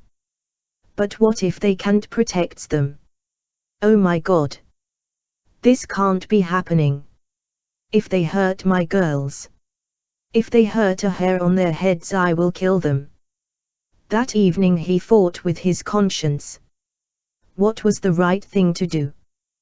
Tell the police and hope that they could protect him and his family, or just create this bank account and buy some time? The latter was the easiest thing to do. It would take nothing to create a ghost bank account. He could do it and walk away and never see Tom McVeigh ever again. Would that really happen though? Would a man like that stop with one victory? I would forever be there for the picking. It may start as a simple bank account this time, but next time he will want me to do a bank transfer into another bank account. You cannot trust men like him. In the morning Ronald was awoken by a little girl bouncing on his bed. "Wake up, Daddy, wake up." Corley, what are you doing up so early? Go back to bed before you wake your mother up. I had a bad dream, Daddy. There's a nasty man in my room. It's only a dream, Ronald said sleepily. Go back to sleep. But the man said that he was going to kill me, Daddy. What? Suddenly Ronald was awake. His eyes were bright with worry. His daughter just said that there is a man in her bedroom threatening to kill her. In a blind panic, he throws off the bed sheets and leaps out of the bed. He quick steps to her room and throws the door open. He eyes the darkness with intent before he reaches for the light switch. He clicks the switch and hopes that there is someone in the room. He would end their life. How dare this person come into his daughter's bedroom and threaten her? How dare they? He would kill every last one of them. His mind was full of hate for the people who so recently, violently threatened the things that he loves the most, his daughters. What is it, Ronald? His wife's voice behind him shakes him out of his hate. Nothing. It's nothing. Corley had a bad dream, that's all. Go back to bed. I will handle it. His wife goes back to her bedroom and he places his hands around his daughter's shoulders and leads her back to her bed. After tucking her into the covers, he plays with her hair and says, Go back to sleep, darling. You were having a bad dream. I don't like having bad dreams, Daddy. The girl sobs. No, but it is only a dream, and no one can hurt you in your dream, Corley. They can only do that in the real world when you are awake. And that's why I am here. I'm here to protect you from those that will do you harm. To protect his daughter from harm. Ronald knew that he could not do that if he told the police. She was most certainly in immediate danger, and to put his daughters in immediate danger was not an option. He had to do what he was asked to do. He knew it. Ronald went to work as normal that day, albeit a little tired from lack of sleep, but certain of what he needed to do. He opened a new business bank account using the detail that he was given. The name London Money Market told his business brain that it was a scam of a familiar sort. A Ponzi scam or a pyramid scheme designed to part gullible people from their savings. He knew how these things worked. The government knows about these schemes but do little to protect vulnerable people from them. He had been involved with the police on many occasions. And on many occasions thought that it was a waste of time. There was a procedure for shutting down such bank accounts and paperwork to sign off. Such schemes are rarely settled because the amounts of money are siphoned away into thousands of different bank accounts or offshore banks. An offshore bank is a bank regulated under an international banking license, which usually prohibits the bank from establishing any business activities in the jurisdiction of the establishment. Due to less regulation and transparency, accounts with offshore banks were often used to hide undeclared income. Normally the money has to be cleaned. So, it is placed into a legitimate business and blended in. But that takes work. With the managers of a bank under their control, they do not have to do the work that they would have to do to launder successfully. It sounds clever. But actually, it is lazy people thinking that they are clever. Really, it's a risky business. By putting all of their money into one bank account, they are relying on one person to control their money. That one person, if they so wished it, could just take the money and disappear. So, they think to use the person's daughters as leverage to keep him under control. Big mistake. Creating a new bank account was the simplest thing for Ronald to do. It's the same as anyone would go through to open a new bank account. But of course, the owner of this account is non-existent in this case. It was free from all prying eyes. When the account was created, he sent the relevant email and texts to the numbers given. He received all the response needed and almost immediately the account was filled with £300,000. My God, he thought, if this is a first payment then this is going to be a major problem for me. I am going to have to work bloody hard to keep this hidden. Chapter 7. Regretful Decisions. 330,000 quid, Tom, said an ecstatic Mike. He had his head in his hands. He looked as if he was thinking deeply. He then rubbed his head and slicked his hair backwards.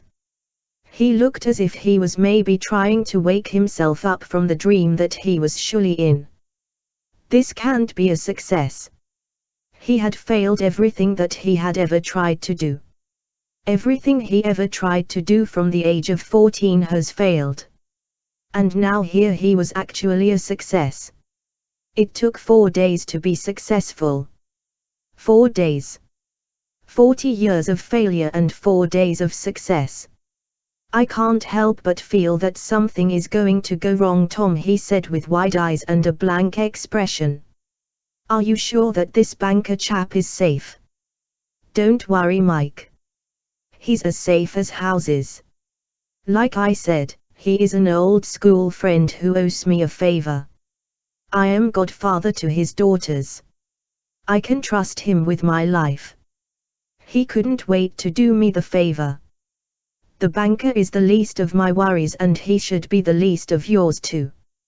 All right, Mike conceded. If you say so. I just can't help but feel that someone is going to pull the rug from under us. Will you stop now? Stop being so bloody negative. It's working, Mike. Enjoy it. At the end of the month, we can start reaping the benefits. Just do the maths. From the 350,000 in the bank, we have to return 40,000 to the punter in false interest and 20,000 to pay our guys' wages. Take out bonuses, bills and expenses and we have a clear profit of just under £300,000. Mike, 3 days. And the phones haven't stopped ringing. And they won't stop ringing if we keep paying the punters back with their own money. They will not complain. The greedy geriatric old bastards are throwing money at us for a single promise of a monthly profit.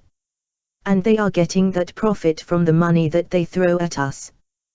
We have 5 years before they realize that they have been scammed. Mike, we are winning. Do you realize how much money we can make in 5 years? Mike nodded his head positively. Mike was right. For the first time, he was in front. But why did he feel so bad? You don't feel bad about this, he asked Tom. Do I fuck? Tom said sternly. Mike, don't quit on me now, man. This is the best thing that I have ever done. It's the best thing that you have ever done. It's the only thing that you have ever been successful at. You are more than halfway through your failed miserable life. Don't you want to live a little before you croak? Mike chuckled to himself. You have a lovely way with words, Tom. Truly inspirational speech. Well, you need fucking inspiring. 4 days and you're shaking at the knees. Snap out of it, man. Don't start feeling sorry for people who do not give a shit about you. Tom walks away looking more angry than disappointed. Mike looks around the room and all 10 operatives were chatting busily. They were all smiling because they were doing so well with their targets. Each of them stood to hold a hefty bonus. 2 girls and a boy are having their break. They had sent out for pizza and are sat at their desks eating it. What do you think of this place, Ruth? The boy asked. It's okay, Dean. It's better than the last place I worked at. And the money is fantastic. What about you, May? Dean asked the other girl before taking a bite out of his pizza. It's too much for me, expressed May. The bloody phones haven't stopped ringing. I haven't had time to breathe. But it's worth it, said Ruth. Work hard and reap the rewards. At last, I can pay off some debt and buy myself a new pair of shoes. Where are you buying them from? This place. Dean laughed. No, I'm going Gucci shopping. Especially when I earn the Employee of the Month bonus. Oh, game on is it? Laughed Dean. There's only one Employee of the Month prize and that's going to me. Oh, I love a challenge, said Ruth, taking an aggressive bite out of her pizza. Altogether it was a happy enough atmosphere in the room. Everyone seemed to be working well with each other. Tom's son Junior had a smile on his face when he was speaking to a customer. He noticed Mike standing and looking as if he was worried about something. He looked stressed. When he had finished with his customer, he gets up from his desk and walks over to Mike. Hey, Uncle Mike, he said cheerfully. It's going well, isn't it? Yes it is, son. Thanks to you guys. You're all great. You should be proud.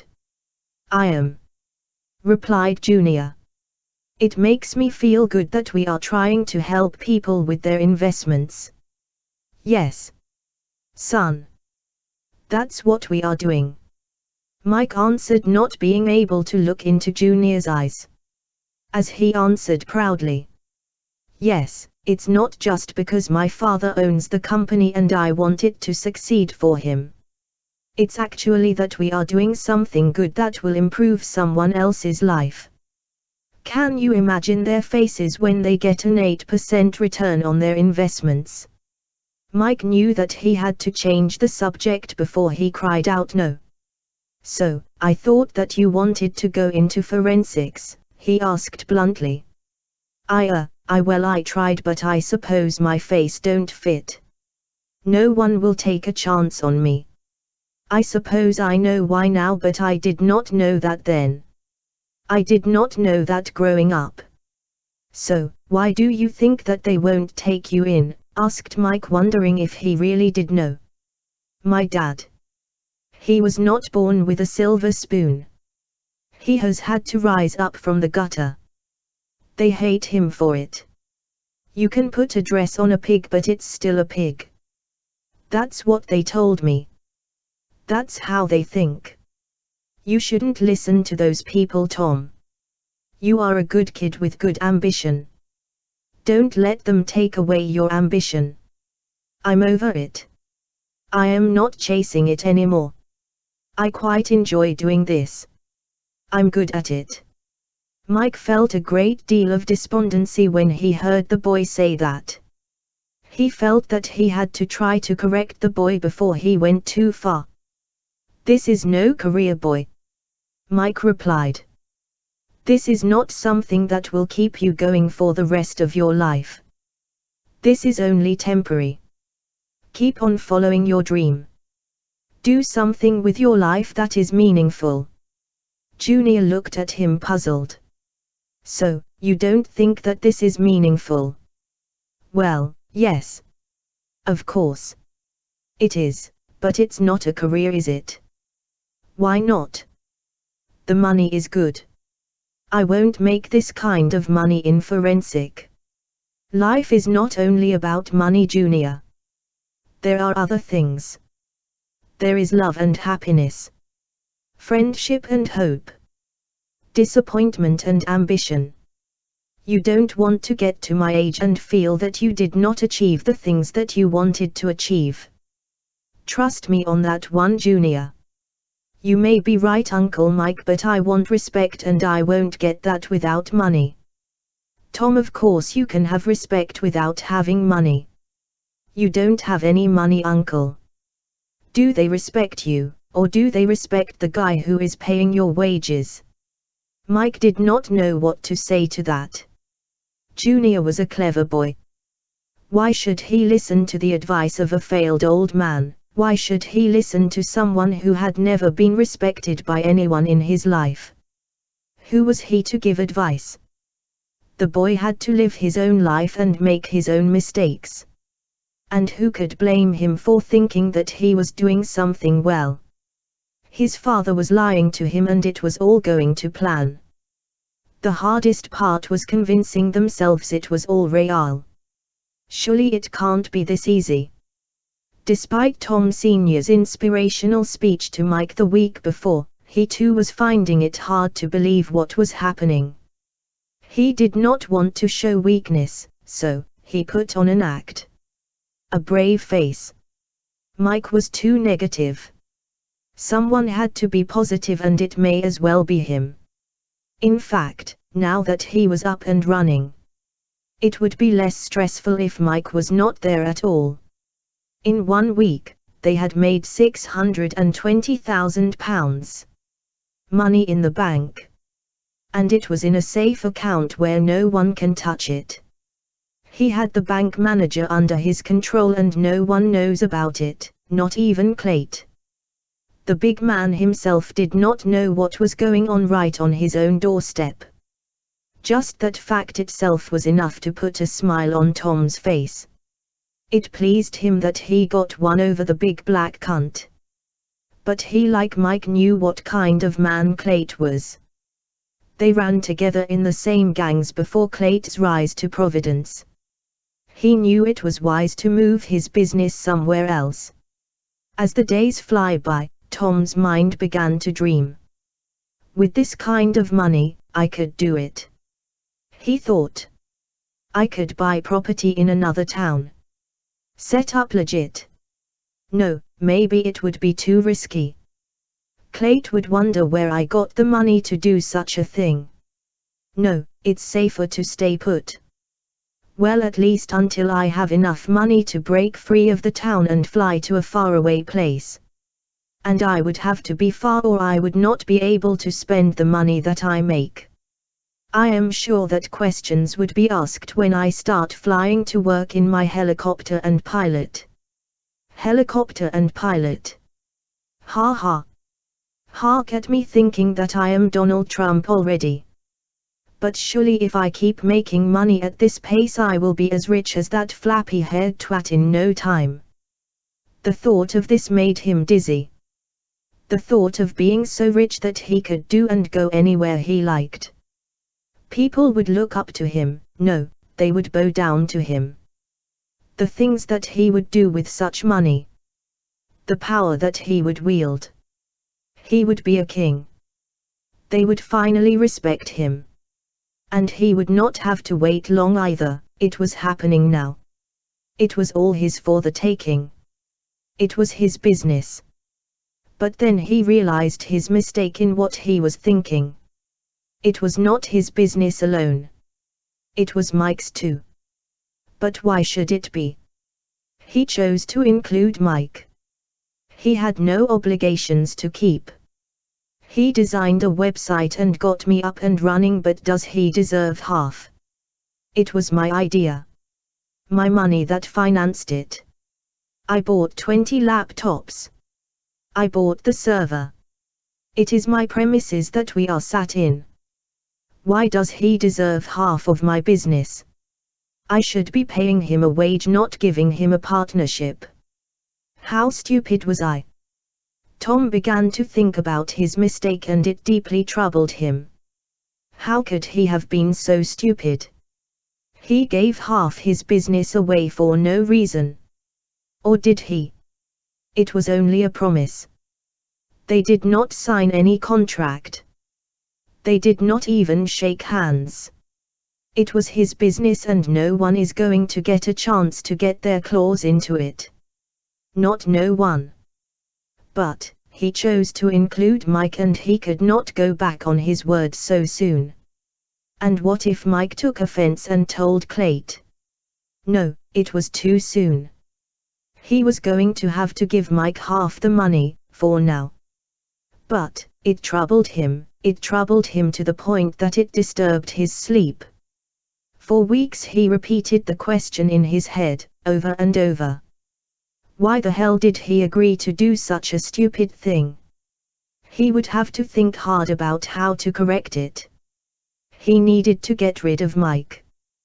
Chapter 8. Jealous Tragedy. Ruth Jamilai returns home after receiving her very first pay packet. She throws herself through the front door and skips into her flat. She throws herself into the arms of Gordon Winston, her jobless boyfriend, who was sprawled out on her sofa smoking a joint.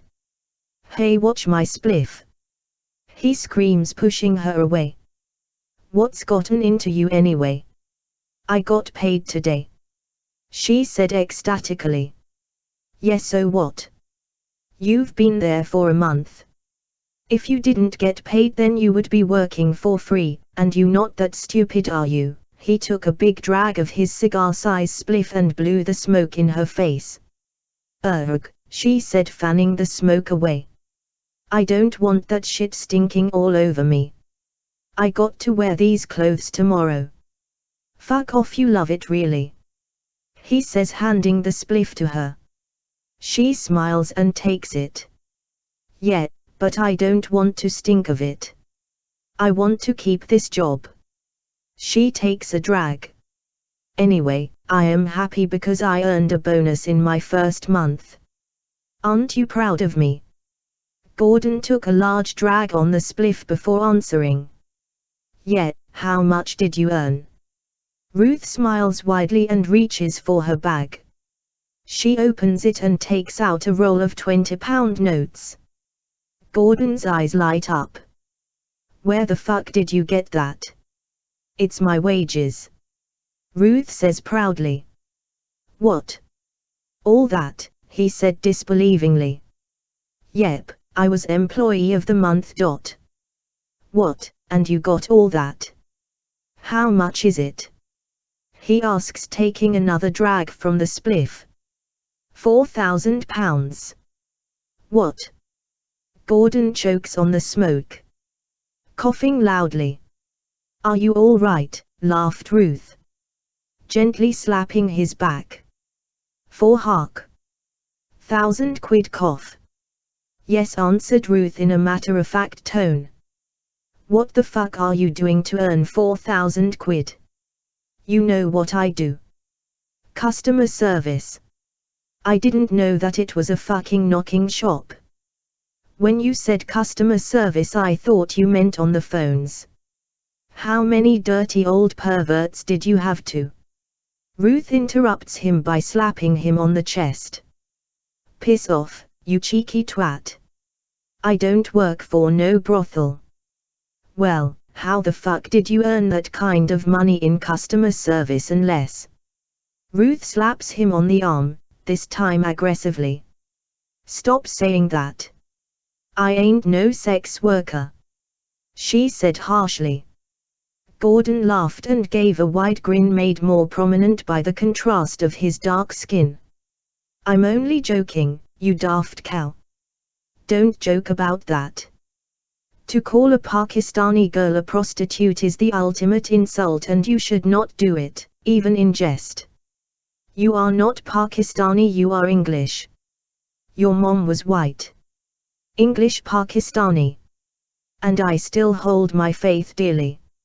I will never be just English, just like you will never be just English. What do they call you lot? Afro-Caribbean. Even though your parents have never so much as gone on holiday in Jamaica. Hey, less of the you lot," chuckled Gordon.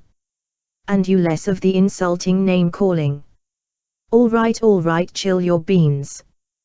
The thing about you lot is that you can't take a joke. And the thing about you lot is that you are all piggin' lazy. Why don't you get off your fat ass and get a job? Then I can stay at home smoking weed all day and criticizing you." "Can we stop now?" said Gordon, shifting uncomfortably in his chair. "My point was that I was only joking. And you know that I am looking for a job." "Yeah, well, I was joking too. Are you the only one who can joke? I got a job. Why can't you just be happy for me? I made a load of money. I was the best employee out of 10 people. I got a bonus. I was on a high and now I'm on a low. Can't you just be happy for me? Listen, said Gordon again, passing her the spliff. Have a cloud of this and calm down. Ruth pushed his arm away dismissively, then turned away from him. Then she crossed her arm and legs and fixed her stare at the opposing wall. I'm sorry, all right, said Gordon. I guess, he stuttered. I guess I am a little jealous that you found a job and I can't. I'm sorry. You know I love you. It's great that you earned so much. I just feel that I let you down, that's all. Your dad said that you will get nowhere in life being with a black man. And I am proving him right. It's hard for me to take. Ruth's heart melted. I don't care about what my father says. I love you. And I know that you will prove him wrong one day. Don't be jealous, let's just enjoy what I have earned. Ruth uncrosses her limbs and takes the wad of cash from her bag and holds it up in front of Gordon. This is the most money I have ever held in my life, and it's only 1 month's pay. Let's not argue, let's enjoy it. Okay, how much will we have left after you pay the bills? Forget the bills. We can pay that next month. This month we celebrate. 2 weeks later, Gordon was the possessor of 1 gold watch, 1 gold chain, 1 pair of Christian Louboutin trainers, 2 pairs of off-white t-shirts, Gussie jeans, and a Moncler puffer jacket. He looked wonderfully impressive in his designer gear. In fact, he was notably transformed. The designer-loving Brit teenagers would think nothing of staring or commenting on one's appearance if they were impressed by it. He was often faced with cries of, "Nice shoes, man," or "wicked jacket." This delighted Gordon. For the first time, he felt noticed. He felt important. How he beamed when someone shouted, "I'm liking your chains, bro," or "Is that a Rolex on your wrist?" It was not a Rolex, but he did not tell them otherwise. It gave him energy that they thought that he looked so special that he could be wearing a watch of that value. Gordon felt that he was the envy of all who saw him. Even the jealous ones. One day whilst walking through the shopping precinct, he met a long-time acquaintance who was with 2 familiar youths. He knew the youths by sight, but he did not know them to have a conversation. As he stood near his acquaintance talking, the youth next to him said, "Where did you get money to buy that from?" The youth was very forward. He reached out and began pulling at the lapels of Gordon's Moncler jacket. "Nice threads, but I bet you ain't even got a job." The youth was also very insulting. The words upset Gordon, who had his back up straight away. "Get away from me, man," Gordon replied, batting the youth's arms away. "Don't touch what you can't afford." "Fuck you," the guy replied. "Can't you see what I'm wearing, bruv? I bet that shit's all fake anyway," he says, pointing to Gordon's attire and laughing. "It ain't no fake, bargain basement boy, I got all the receipts." Gordon takes out his wallet and displays his wad of notes in the bulging leather bound. He was looking for a receipt to show the youth. But then he had a better idea. He takes out a £5 note and flicks it at the youth. "Here," he said. "Go buy yourself some decent shoes." The youth's friends all laugh out loud at him.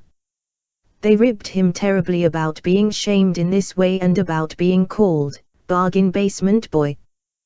The youth did not take it well. He did not like being shown up in front of his friends. Gordon could handle himself, and the youth seemed to know it. He did not retaliate, but he swore to get Gordon back for shaming him in such a disrespectful and public way. It was only 1 week later when he got the chance. The youth got wind that Gordon was after his week's supply of weed from a dealer friend. The weeks before he had just bought a large bag of hashish from the same dealer. It was good stuff, so he wanted more from the dealer. Gordon had arranged to meet the dealer by the canal bridge at night time. And a friend told a friend about it. When the youth heard, he planned to lay in wait near the bridge for Gordon and give him a whack and maybe empty his bulging wallet of the contents. He planned to leave a fiver on his unconscious body so that when Gordon woke up he would see the £5 note and knew who did it to him. When the time came, he waited with a rounder's bat concealed on his person. When Gordon approached the place where the youth was, the youth charged at Gordon intending to strike him on the head with the bat. Gordon was lightning fast with his reaction after having martial arts training from the age of 7. He was now 19 years old. He sidestepped his attacker and stood back from him. "What the fuck?" he said to the youth. He recognized him. It was the youth from the precinct. "And what the fuck do you want, bargain basement?" he asked. "You after my gold?" The youth stayed silent but seemed overly agitated. He had murder in his eyes. He raised the bat to strike at Gordon again. "Oh, I see, it's like that, is it?" said Gordon coolly. "Well, give it your best shot, BB. If you want it, take it." The youth did not like being called BB. His face grew even angrier. Gordon readies himself for another attack, fists held out in front of him. The youth rushed at him, swinging down on the bat. Gordon sidestepped and palmed his wrist away. The youth's momentum was so strong that he just kept going. Next thing Gordon hears is a blood-curdling crack as the youth's head hits a stone balustrade. The youth falls to the ground, reeling and withering about. Then, whilst still on the ground, the youth stops and slowly places his hands on the top of his head. And then even slower, he puts his hands in front of his face and studies the blood on his hands. Gordon just looked stunned at the blood streaming down the young man's face. Then the young man's eyes seem to roll and then close, and he lays there as still as a stone. Gordon's first response was not to help the man but to run away from the scene. At the very moment of Gordon's quick exit, the drug dealer friend of Gordon turns the corner and sees him running from the scene. He looks down at the lifeless body on the ground, and his immediate response was not to seek help but also flight. A few hours later, the dealer, after getting over the immediate shock of what had happened and calculating things in his mind, came to his senses and knew exactly what he had to do. Clayt and his protector and right-hand man Shab are at a bar. They are relaxed and sipping slowly from long glasses. They are watching girls dance around a pole on the edge of the dance floor. Shab's telephone buzzes in his pocket. He takes it out and sees the name Biz on the screen. He places it on his ear. "What?" he asks. "Shab," the voice said. He sounded excited. "I got some bad news, man. I'm busy, you know, Biz. Say what you got to say and fuck off the phone." "Yeah, Shab, I wouldn't interrupt you if it was not important." Shab snapped angrily. "Just say what you gotta say, man. There's been a murder on my patch, man. I swear that I had nothing to do with it, man." This got Shab's attention. He sat up from his relaxed position. A murder. His alarm got the attention of Clayt, who was sitting not far away from him chatting and laughing with two girls. He shushed the girls and listened intensely, but he did not speak. "Yeah, man," continued Biz through the phone. "A guy named Yell. From the hillside." "Yell? Don't know the name. Is he one of ours?" "No, man, but I was grooming him for the future." "So, what are the circumstances? Can it be connected to us?" "No, he is not on the payroll." I went to my spot to do a deal and there he is lying dead on the ground. I'm telling you man, it looks suspicious to fuck. How did he die? Looks like someone whacked him over the head with a bat. A bat was laying next to him. You sure he is dead?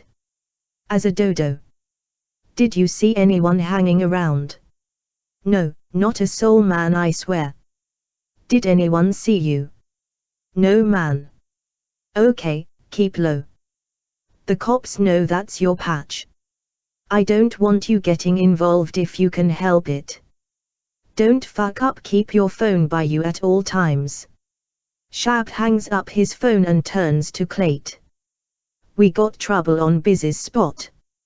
He discovered a dead body. No one we know. Not one of ours. For fuck's sake, Shab. That fucking cousin of yours.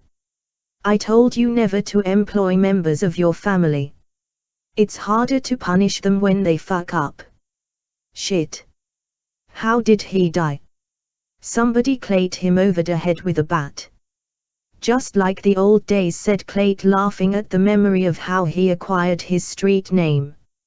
In Jamaica, to Clayt someone means to strike them viciously or savagely. When he was a kid fresh from the mean streets of Jamaica to the meaner streets of Birmingham. Growing up in the dark side was a fight for survival. To protect himself he carried a bat under his coat. Eventually, he was known for breaking heads and getting away with it. He was recruited by the local Jamaican gang boss who had got wind of his exploits. He was hauled in front of the boss and the boss said to him, I sent for you because I like the way you clayed them with your bat. I am going to call you Clayt. He laughed. I like that style. That is how I want you to punish the people that I send you to punish. Clayt then with your bat, for me. Clayt agreed, but he had no choice really. He was sent many times to punish the people who angered the boss, and he did it with such efficiency that he became the favorite enforcer for the crime boss. Eventually, he became his number 2. That was 20 years ago. Now he is number 1. Okay, Clayt said. Find out what you can and deal with it. If it was murder, then you know what to do. We can't have people dishing out their own justice on my streets. I say who lives and who dies. Right, you are boss. Fucking idiot kids. Why do they keep killing each other for petty disagreements? We have some ambitious kids coming through, Shab. We got to nip them at the bud before they bloom. Right, you are boss. And the thing about my cousin. If he fucks up, I will kill the fucker myself. Don't you worry about that. The two laugh out loudly and continue to watch the girls dancing. Chapter 9. No worries. £175,000. £175,000. £175,000. The figure just kept repeating itself in his head.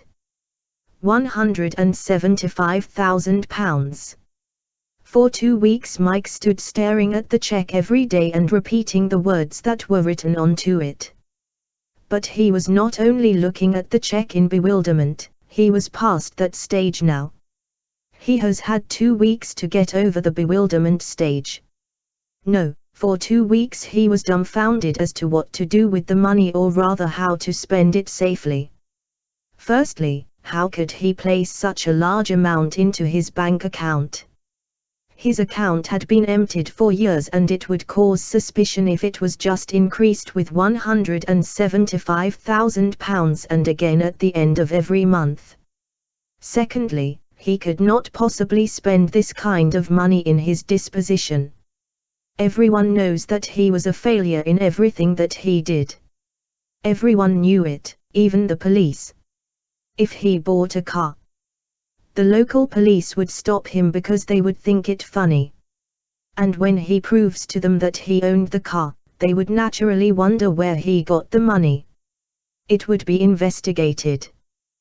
They would check his bank account. And when they see the large amount Clay's men in the force would have to inform him. For 2 weeks all that he thought about were scenarios. There was no way that he could stay there. He would have to move to another area where Clay had no influence. Then he thought of the best idea. Tom's friend, the bank manager. Maybe Tom could ask him to create another fake account for him. Yes, that's it. He would have to trust Tom with it, but he felt that he could. After all, he did keep his word to give me half, and there was no need to do that. Mike knew that he was overthinking everything.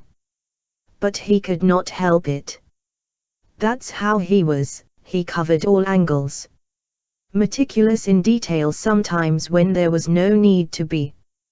He was a worrier. Mike turned on the local radio to hear the news. The news always puts him straight with the world. If his state of mind was so low that he thought that he was the most wretched soul on the earth, he would sit down with a cup of coffee, turn on the radio and listen to the news, listen to other people's problems and rethink. Body of a man found near Blythe Bridge. The newsreader spoke slowly and mechanically. The police are treating the incident as suspicious. Locals say that the man, a youth of 18, was known in the area and thought to reside there. Locals say that he was a popular character and active in the community. One local who wishes to stay anonymous expressed her concerns. Then there was a shrill voice of a local woman, who sounded outraged. I have lived in this area all my life and it was never this bad. Gangloads of youth hanging on the corners. You don't feel safe when you walk past them. They say things and do things to ya. I would hate to be a girl around here these days. They have no respect. And now they are killing our kids. Every time you turn on the news there's another dead kid. When will it stop? The police need to protect us better. The report switches back to the newsreader who starts talking about Brexit and French fishermen blocking our boats. Mike thought about what the anonymous woman had said and thought about how wrong she was. This area was worse than this in the 70s, 80s, 90s, thousands. And 2010s progressively getting better. One argument that he hears regularly is that there are no policemen on the beat walking the streets and protecting us. Like beat policemen were ever nice people. Many times, he felt the force of a beat policeman's wooden baton across his back. One of his friends was even killed whilst being held in the cells at the local police station. The police could stop you, empty your wallet and just drive away. They were the judge, jury and executioners, and if they were in a mind to send you to prison, they would just create a crime and you would be sent away for years. They would send innocent men to prison for murders that they did not commit simply because they needed to clear a detective to investigate another more important crime. He knew such men. Men who have died in prison for crimes that they did not commit. He knew that for sure because some of those men suffered for the crimes that he committed. No, what this woman was saying was not true to life. It was not better in the old days. The world is a shitty place now and it was a shitty place then. It has always been every man for themselves and it has always been about having money. Nothing else matters. You are nobody without money. The people above you are never poorer than you. They always have more money than you have.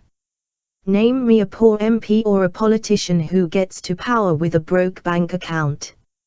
You go to Eton School and you can rule the world. Wikipedia says it will cost you £43,000 to send your kid to Eton for one term. You go to Paget Secondary, free, and all you will ever rule is the people who have less money than you. Absolutely no one, well, maybe a few, but you try to rule the world and see how far you get. You ain't gonna rule nothing.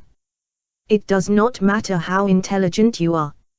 If you haven't got the money or the bloodline, you lose. Money is all important. If I had a grandson, then I could pay for him to go to Eton and give him a chance to rule the world. That's the only way that my bloodline would gain power. What happens to poor intelligent people? Well, they end up being plate.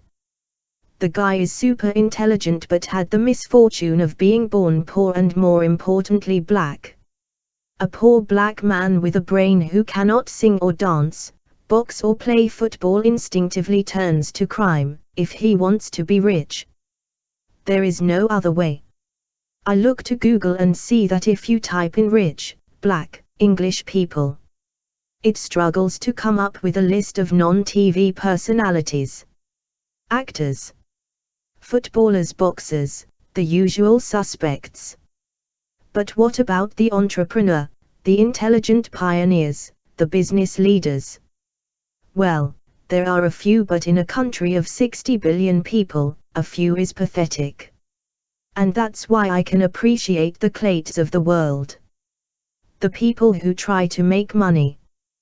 To make it the only way they can, because they won't get the chance to legitimately do so. Mike was a white man and was 58 years old. He had a brain and never got the chance. So, what chance did Clayt have? Believe me when I told you that he has tried. He's been trying since he was 15 years of age. All those years of not having. He thought. And now that I have it, I don't want to spend it. I am acting like I have a lot of time left. Fuck, I am nearly 60. Time's running out. I could get cancer and die. Why am I wasting time that I just have not got? I should just throw caution to the wind and just spend it. The devil to caring. Maybe I could hire someone for protection. No, Clayt would not put up with an outside heavy coming into his area. And I can't use one of his. I am just going to spend it and bugger the consequences. What you got for me then, Dave? Asked Shab, at the scene of the alleged murder. Dave, the local murder detective, had left the scene of the crime by coming out of a tent erected over the body of the dead boy. He walked over to a black BMW car where Shab was sitting with Biz in the passenger seat. Dave bent down low near the window and looked at who was in the car before speaking. He saw that it was Biz and continued. Well, I don't think that it's murder. Dave answered. He died of a head wound. There's a small bat near the body, but I don't think that it's the murder weapon because there's no blood on it. Also, murderers don't tend to leave the murder weapon at the scene of the crime. They usually try and get rid of it by throwing it into the river or hiding it in a bush. There doesn't appear to be any evidence of a struggle either. His fingernails are clean and his clothes were undisturbed. It could be an accident. He could have fallen and hit his head, but that does not explain the bat. And what was he doing here on his own? He could have been here with someone, but why didn't the person report the... Dave stopped talking and bent lower to look at Biz in the passenger seat. It was as if he realized something. This is your patch, ain't it, Biz? He asked. Yeah, it's my patch. Why you asking? I don't know nothing. Dave stared at him for a second and spoke. You know that I am a detective, don't you? What's that supposed to mean? Biz asked, agitated and angry at the question. Doesn't mean a thing. Dave said, walking away. You accusing me of doing? I don't accuse. Said Dave, still walking away. Shab looked at Biz curiously. Was there something that he was not telling him? Biz looked uncomfortable for a moment before defending his innocence. I got nothing to do with this, Shab. I swear it, man, he says, throwing his palms up. They both watched Dave disappear back inside the tent. He did not look back. Chapter 10. Tailor-made. Old Town Bank is not a busy place these days. What with online banking and the latest mobile phone apps, you can do your banking from the comfort of your armchair. The customers that you get in the Old Town Bank are people who have a problem with online banking or old people who cannot get their old heads around a mobile phone app. It turns the sparse employees of the bank into counselors and problem sorters instead of auditors, accountants, tellers and cashiers. It was not what Jessica Mortlock hoped it would be when she became an employee of the bank. She had spent 6 years at college to become a certified bank auditor. CBA, she did this because she enjoyed a challenge. And it was certainly a challenging job. Her job is to be responsible for reviewing and evaluating the bank's financial records to ensure accuracy. That sounded exciting to her. It sounded exciting because she was not doing it. Instead, there she was again filling in for the tellers that they had made unemployed 6 months ago. She did not mind at first. After all, they all had to pull together in these times of economic uncertainty. But, 6 months on. 6 months. Now, it was getting monotonous. It was becoming unchallenging. She had not so much as looked at the bank records and transmits in 6 months, surely, they needed to be looked at. It was her job and she was not doing it. She was much too overqualified to be dealing with willfully ignorant people like Mrs. DeRosa. Really, Mrs. DeRosa, she said to the aged old woman who was obviously being dismissive to what she was saying to her. There is absolutely nothing that I can do. You see, for me to take your phone and download the app, and then fill in all the necessary detail needed. It would be time-consuming for the bank and risky for you and I both. You see, it means that I would have all of your detail. You see, the bank would not allow me to do that because you see, if any money was to go missing from your account, I am sure that you see that I would not be in a great position. Do you understand, Mrs. DeRosa? Don't know what you mean. Mrs. DeRosa answered, looking dumbfounded.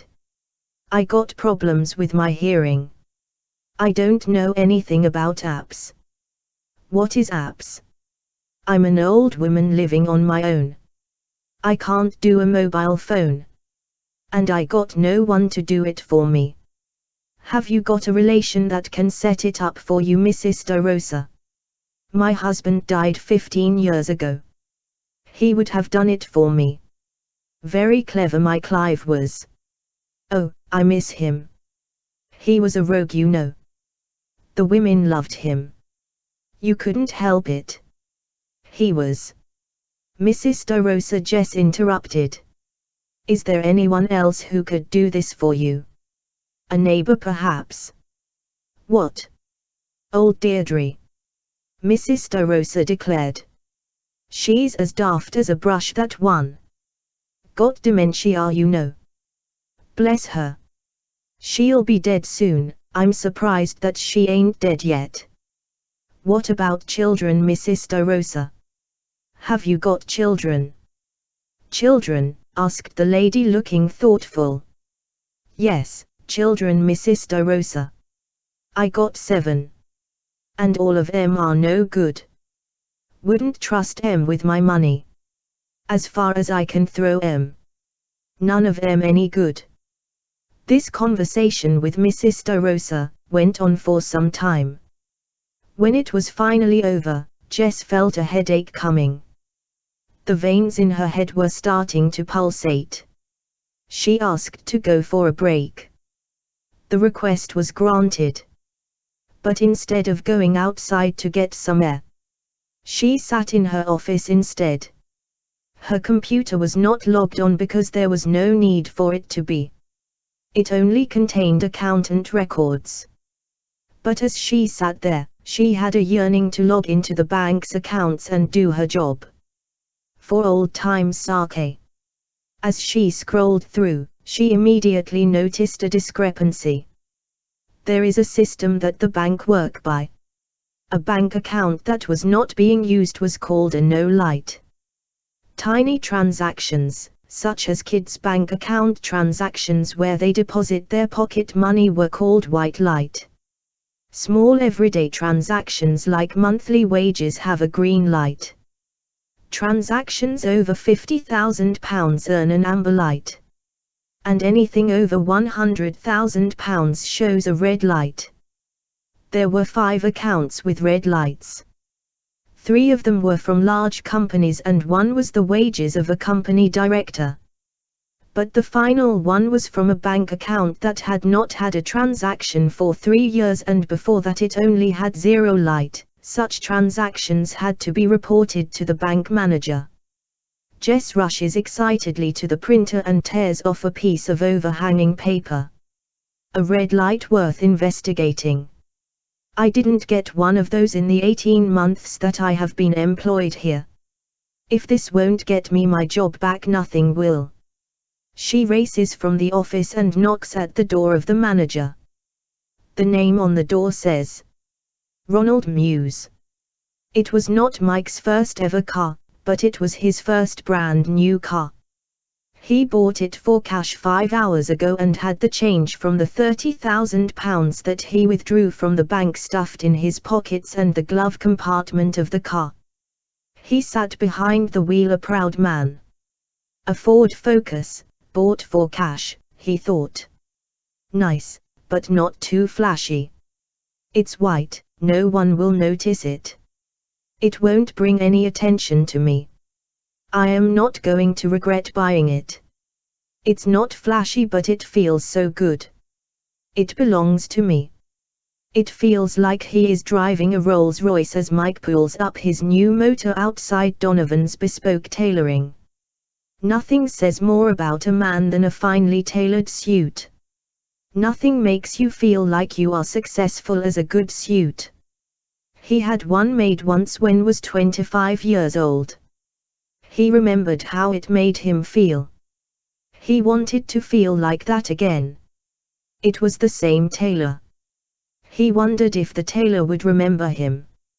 Mike pushed the door open. He heard the sound of a bell ringing. He swore it was the same sound that he heard 25 years ago. In fact, he felt that not much had changed inside the shop. The tailor had changed though. He was a man of about 40 years of age. The tailor that he remembered was an old man then, and surely dead by now. "Yes sir, can I help you?" the tailor asked cheerfully. Yes, said Mike. "I would like a suit made, please." The words did not come easily. He had never said those words before. That he should have anything bespoke made for him did not seem real. "Yes, of course, sir. What material do you require?" That stumped Mike. He hesitated before speaking. "Material? I never thought about it. I just wanted a tailored suit." "The suit that you are wearing is cotton, sir," said the tailor, but he said it as if he had a bad smell up his nose. "Do you want the same?" Yes, cotton." "That will do." But then Mike paused for thought. Why should he settle for cotton when he could have better? "No, wait. I want the best." "What is your best cloth?" "Your most expensive. I want the best." "Well sir, we work with wool, cotton, linen, tweed, silk. They gain in value in that order. Silk being the most expensive, but sir, I think linen would more suit." "I said that I wanted the best," Mike asked, squinting an eye. "Why are you offering me linen?" "Forgive me, I didn't mean to be disrespectful sir, but I was trying to save you from embarrassment." "What?" "Well, if I offered you silk then I would have to offer you a choice of silk. Mulberry silk, Tarzan silk, Eri silk, Muga silk. And then when you choose the cheapest, which you would inevitably choose to do, well, you would still have the sense of not purchasing the best. So, to save you from facing this demoralizing dilemma, sir, I merely recommend that you buy linen. And may I ask why you would think that I would choose the cheapest silk? Forgive me, sir, but on your arrival, I could not help but notice your mode of transport. What? They both look out of the window at the Ford Focus. Oh, said Mike. Because I drive a Ford Focus you think that I cannot afford the best silk suit? Well, sir, as I mentioned, it was not meant as an insult. It was to save you embarrassment. Mike wanted to walk out of the shop and not give this stuck-up twat his money, but he felt a great urge to show this fellow that he was wrong about him. And what is your most expensive silk? He asked with purpose. The man did not pause with his reply. Mulberry silk is the most expensive silk that we do, sir. You will spend in excess of £5,000 for the privilege of wearing a suit made of such fine material. Shit, thought Mike. He swallowed before repeating the figure. £5,000. Yes, sir, £5,000. Do you take cash? We do indeed, sir, but can I give you a piece of very good advice, sir? Yes, go on, said Mike cautiously. Well, sir, if you can afford to buy a £5,000 suit with cash taken from your pocket and you drive a Ford Focus, people will only think one thing. That you are, how can I put it, not legit. Sir, you will draw attention to yourself. Buy a better car and you will not draw any attention if you spend big. People will not think twice if you spend $5,000 in one transaction.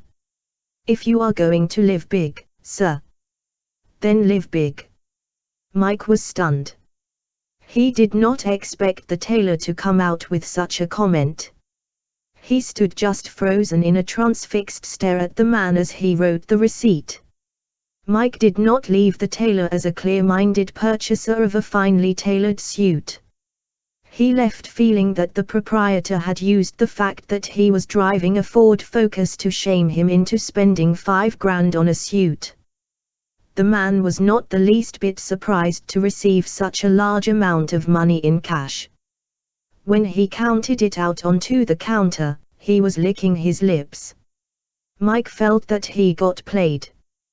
But even though he did think that $5,000 was a waste of money for a suit, the feeling that he could spend such a large amount in one transaction and not worry about it gave him the most fantastic thrill.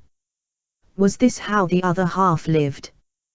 Wasting money on things that they didn't really need, with not a worry in the world. Maybe the tailor was right. Trying not to attract attention only attracts attention. It's one of life's designs created by God to baffle you. Trying to hide in the shadows only makes you more noticeable in the light.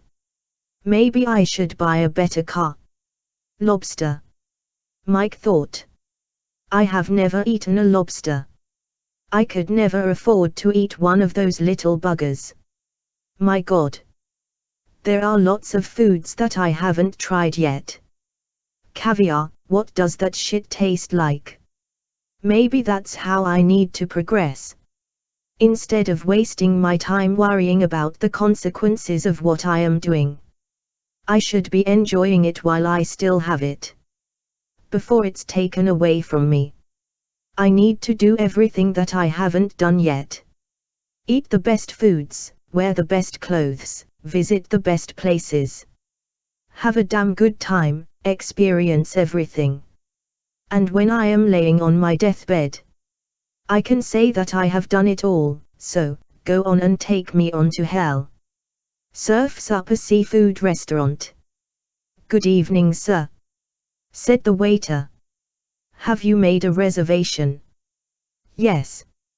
My name is Mike Carnage. The waiter runs his finger down the list of diners. Ah. Here we are. Michael Carnage. Table for one. The waiter lifted his eyes for a mere half a second, but it was enough to make Mike feel that he was an alien loner. Let me take you to your table, sir. The waiter said, walking away into the eating area. Mike followed the waiter. He noticed that he was the only one who had come there by himself. No wonder the waiter gave him a funny look. He was a loner. There were tables full of people of all shapes, ages and sizes. It seemed that eating out was a family thing.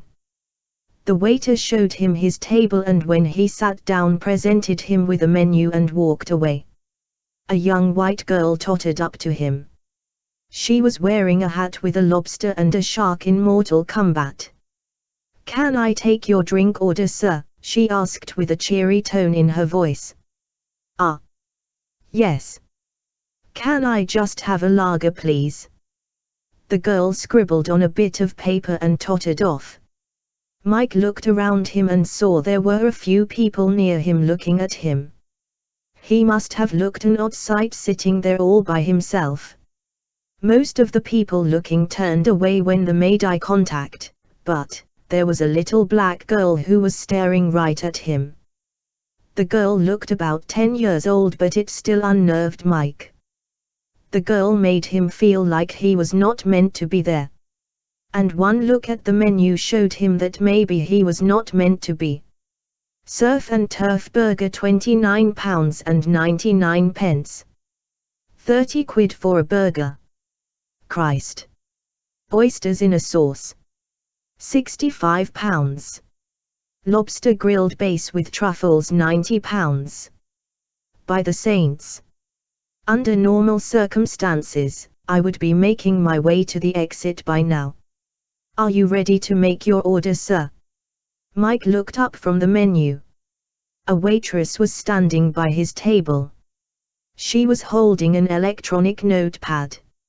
She was a black woman. She looked around 35 years of age. The woman was carrying a bit of weight, but she was very attractive. She had large boobs. Mike's eyes were drawn to them. Her face was round and her short hairstyle did nothing to hide the fact. There were the signs of a double chin appearing, but nevertheless very attractive. She had big wide eyes and perfect teeth with a dazzling smile. Yes. Yes, I am ready to make my order," Mike said, prizing his eyes away from her. "Do you want a starter?" she asked. Mike had to think about this question. He came there for lobster. He wanted to eat all of it. He did not want anything to spoil the enjoyment of it. "No, I will just make my main order if you don't mind." "Of course, sir," she said, tapping disappointedly on the electronic pad. "Can I recommend the tagliatelle crab?" "Yes, you can." "What is the tagliatelle crab?" "Beats me," she replied. She spoke from reaction but then realized her mistake. "Oh. Sorry, sir," she said, picking up the menu, squinting her eyes and searching it with her fingers. Mike looked at her quizzingly. "Yes, sir," the woman continued. "It's a pasta dish with crab, brandy, tomato, peas and a touch of cream. It says so right there." She came closer to Mike and pointed at his menu. "It's delicious, sir," she said, faking delight. Mike could smell her sweet perfume. It was delightful. She was delightful. "Yes, that sounds nice. I'll have it." "Yes," the woman expressed with delight while fist pumping the air. Mike looked at her curiously. What a strange thing for a waitress to do. "Can I also have a full lobster?" Mike continued. "The one cooked in butter. And the oysters?" "That one." He points to the picture on the menu. "Yes, sir, the oyster pot." a good choice." The woman's face was full of joy. Mike saw the joy and asked, "Oh, have you ever tasted it?" "Have I, hell?" the woman screeched. Again, she had momentarily forgotten her position. She regained her composure and quickly apologized to Mike. "I'm sorry, sir," she said in a shameful and silent whisper. "I didn't mean to say that. But no, I have never tasted any of the food in here. It's a bit pricey for me. But I shouldn't have told you that. I am supposed to say that I have had it and I loved it." Mike laughed at her. "Don't worry, your secret is safe with me. What else do you recommend?" She seemed surprised. "More," she exclaimed. "You want more? I think that you have enough there, don't you? Are you supposed to say that?" "No, I'm supposed to get you to order everything on the menu. And a pudding, and something to wash it down with. I get a bonus if I sell you some wine. I'd be grateful. It's the only bonus that I seem to get these days, oi. If you know what I mean." The woman laughed, nudging and winking at him. "Buy the wine," she whispered, "and you will make me jump for joy. I could do with a bonus. Bloody hell, I would be a lucky girl, wouldn't I? A jump and a bonus all on the same night." Nudge, wink, know what I mean, Vicar, she winked again. "What?" Mike was astonished. Was this woman flirting with him? "You are making me laugh," said Mike, chuckling. "Well, that's my job," she replied in a fake country accent. "Well, not really, my job is to sell you the shrimp." "Do you warrant shrimp?" "Do you know what?" Mike replied, also in a fake country accent. "Why the heck not? Put some shrimp on there, little darling." "Really?" She danced. "Why, kind sir. This is going to be the biggest bonus that I have made all month.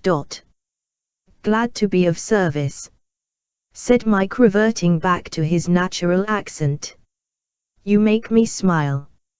I have been looking at miserable faces all day. You are a breath of fresh air. Is there anything else that you think that I can try?" "Fuck me, mate," the waitress expressed shockingly. "Don't ask me that. I will make you explode." Mike's eyes widen at the outburst, and the waitress places her hand over her mouth in an over-expressive manner. "I'm sorry," she said, looking horrified. "You are a bad influence on me.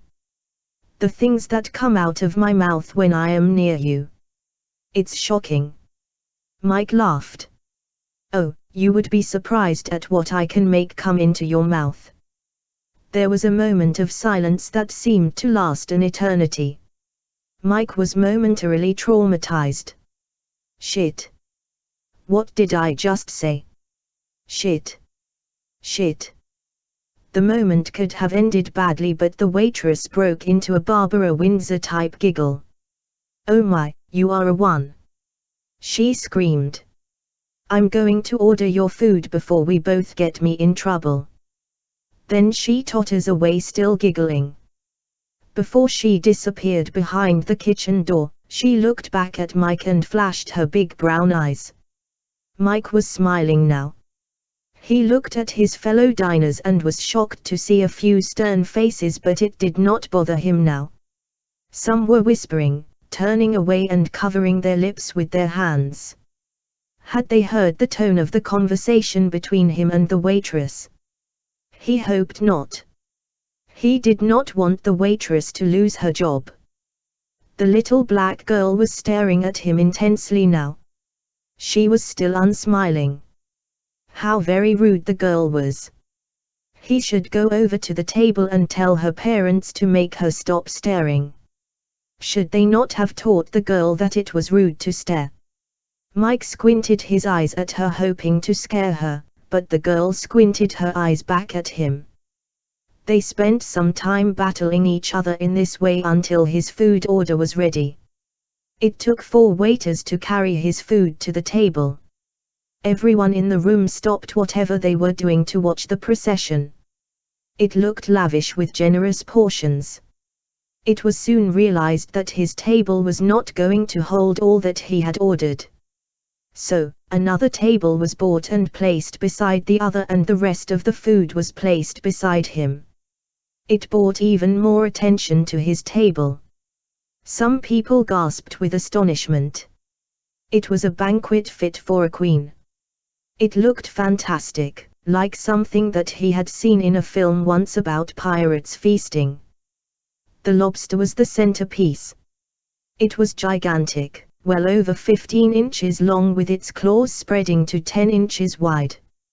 A lobster cracker and a small hammer were bought by the chef, who asked him if he wanted him to open the shell for him. Mike refused this because he dreamed that was half the fun of eating lobster or crab. Breaking it open and eating the delicious flesh inside it was archaic. The lobster was surrounded by salmon and shrimp.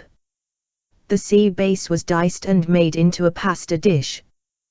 There was deboned Caribbean snapper, and the oysters came with an oyster sauce. Altogether there were 6 different meals on the table. He could not possibly eat all of it, but his idea was to taste every one and experience it for the first time. Mike had waited for this moment of lavish greed all of his life. He could not let staring, gossiping people stop him from enjoying this moment, so he made a conscious decision to just gorge.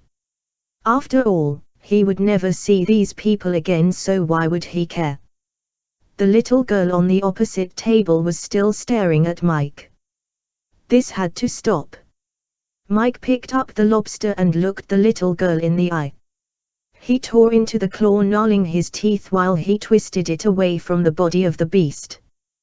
The girl looked terrified. She turned to her mother and buried her face into her side for protection. Mike did not care who was listening or looking now. But he did wish the waitress was still there. She made him feel relaxed. He tore away at the food, trying a little of each meal intermittently. He hoped that the waitress would come and talk to him again, but she was busy waiting on other tables. But occasionally she would look in his direction and smile. Chapter 11. The Doggy Bag. Skim stared through the large windows of the restaurant. He pushed his face up against the glass to get a better view, but he was immediately noticed by the irate diners. There was a rough-looking man by the window peering inside periodically, one customer told the manager. I think that he was begging us for food. He looked like a vagrant. On hearing the customer's complaint, the manager went outside to look if this was true. He sees a rough-looking man wearing a hoodie and leaning against a wall. The manager instantly took him for the vagrant and warned him not to bother his customers again. Not wanting to cause a scene or attract attention to himself, he left without saying a word. He did not walk far though. He crossed the road and leant against another wall, watching closely the front of the restaurant. Skim wanted to gain favor back with Clayt. He was once one of Clayt's area caretakers. He ran the Skim side for years, but he made too many mistakes. Clayt would not put up with that. He never forgot what he had, and he never forgot the day when he had been pushed out from leadership by the boss for failing too many times. One time he made a bad deal and lost Clayt a lot of money. That was not good. Men have died for less, but he survived that one. What caused Clayt to dismiss him was that he lost his trust in him. You lose Clayt money, then you would lose his trust. Make him money, well, that's when you rise up. The people that Skim had under him when he was area caretaker were just too wild and reckless.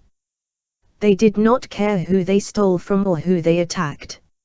School kids were being robbed of their pocket money and old people left in critical condition in the hospitals. Skim tried to stop this while still keeping favor with Clayt. He failed. The biggest earners were the ones who did not care who they stole from. Skim did care though. He challenged his men and sometimes had bloody battles with them.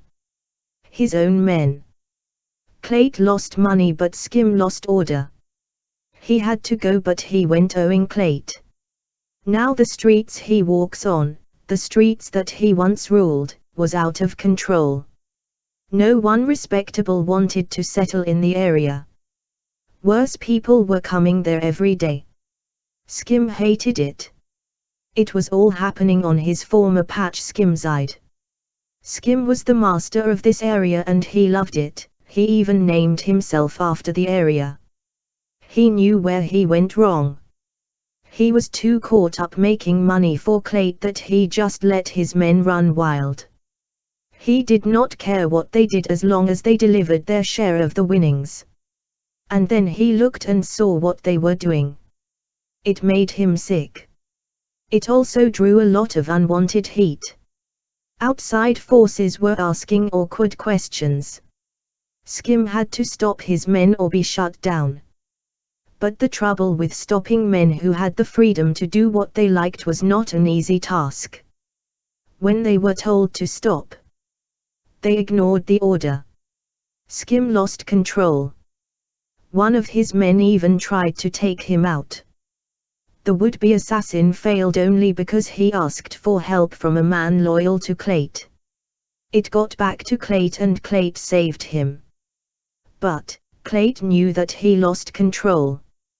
He was out. Clayt paid him for being a loyal soldier but he blew the money on living above his means. Now 8 years later he was on the street with nothing. He needed to get back in the good books. Make Clayt trust him again. Mike Carnage was his ticket back in. Mike reached under the tablecloth and released the buckle of his belt. He was very uncomfortable. He could not eat any more. But most of the food on the table looked untouched. Oh hell! Thought Mike. I can't eat any more. I have to leave it. What a waste. Mike hated wasting food. It stems from his childhood when his parents had to work every hour God gave them to put a little food on the family table. Somehow it seems an insult to them who worked so hard for it to waste it so irresponsibly. You asked for the bill, sir, said the waitress. She was standing beside him. Mike whipped his hands from his belt and placed them awkwardly on the table. Did she see me undo my belt? Shit, thought Mike. How embarrassing.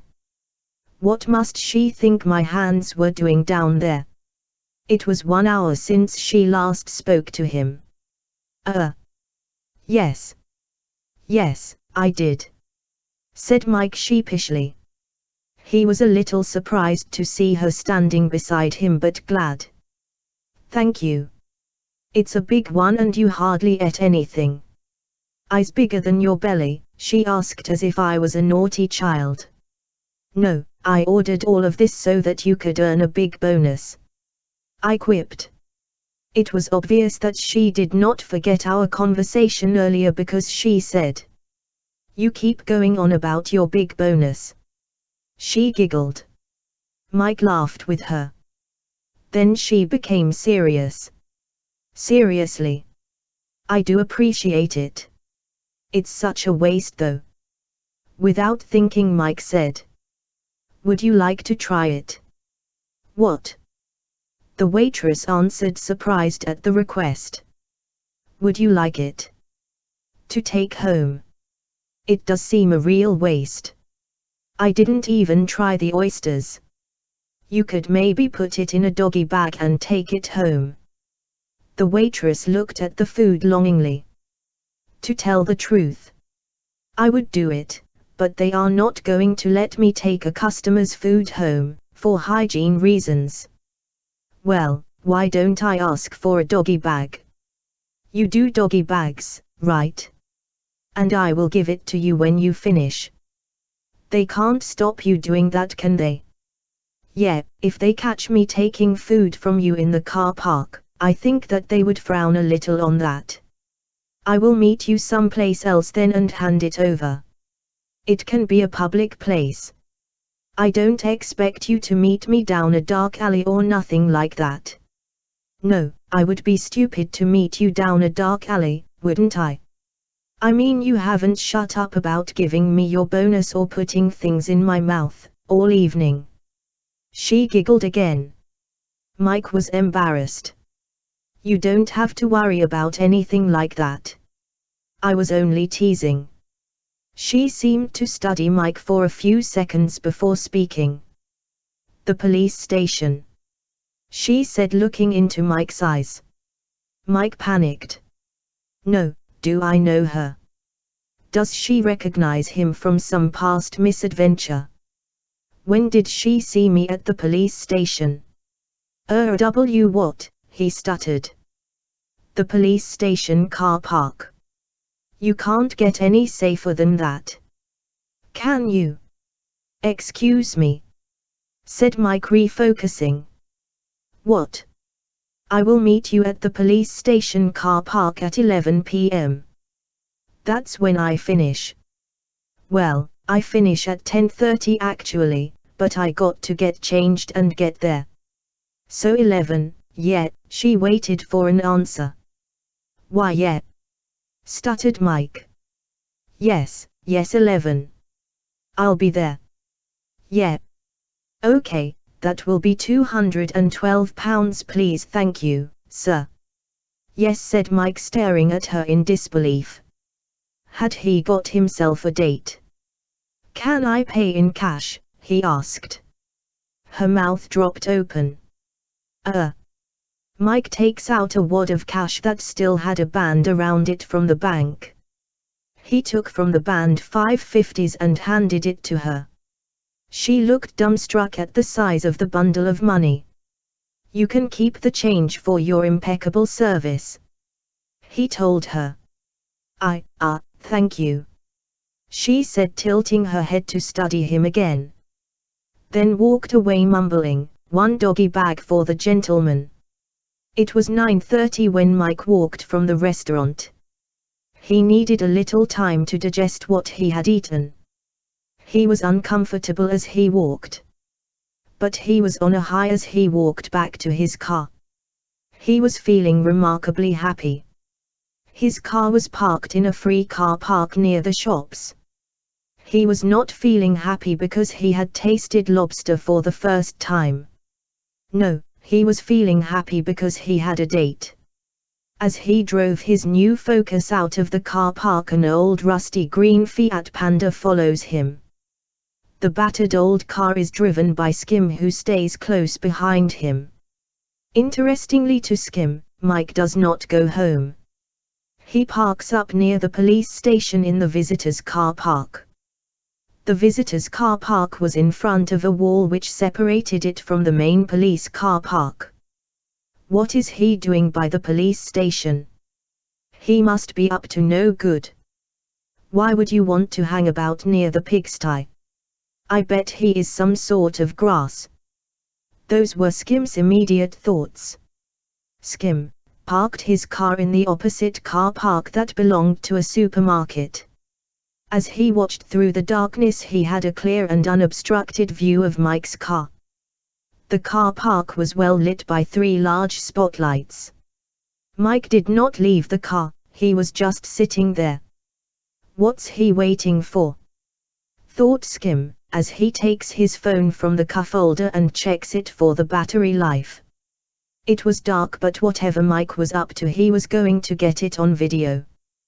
20 minutes later, a police car on the way into the gated area of the police station stopped, and Skim noticed 2 pigs, a man and a woman, exited the police car. Skim grabbed his phone to record the meeting. The 2 officers approached Mike's car. The male officer shone his torch inside the back of Mike's car as the other one spoke to him. I knew he was a grass, thought Skim, as he kept low in his car. He must be giving them some sort of information. After about 10 minutes the officers returned to their car and drove to the gate. It was an electronic gate and it slid open sideways. The police car drove into it and disappeared behind a high wall. Strangely, Mike did not move. What's he waiting for? Thought Skim, as the boredom creeps in. You delivered your message to the pigs. Why are you still just sitting there? Go home to your bed, man. Another 15 minutes had passed and Skim felt his eyes go heavy. His low position in his seat had put him in the fetal position. He was on his side and comfortable. He had slept in his car many times before, so it was no hardship, but he was tired. It had been a long day playing detective and watching Mike's every move. He made several attempts to shake off the sleepiness, but the need to sleep was too forceful, and eventually, he could not fight it. His eyelids took on a will of their own and closed with no resistance. Please come, please come, please come. Mike was repeating.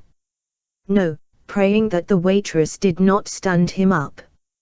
It was 10:55 and he was behaving like a schoolboy on his first date. But this was not a date. All she was doing was collecting her dinner. He was just a delivery man. He had waited there loyally for well over an hour and a half for her to collect her doggy bag. He wanted to see her again. He had never wanted something so much for such a long time. There he was with a pocket full of money and it did not excite him as much as this woman did. Please come.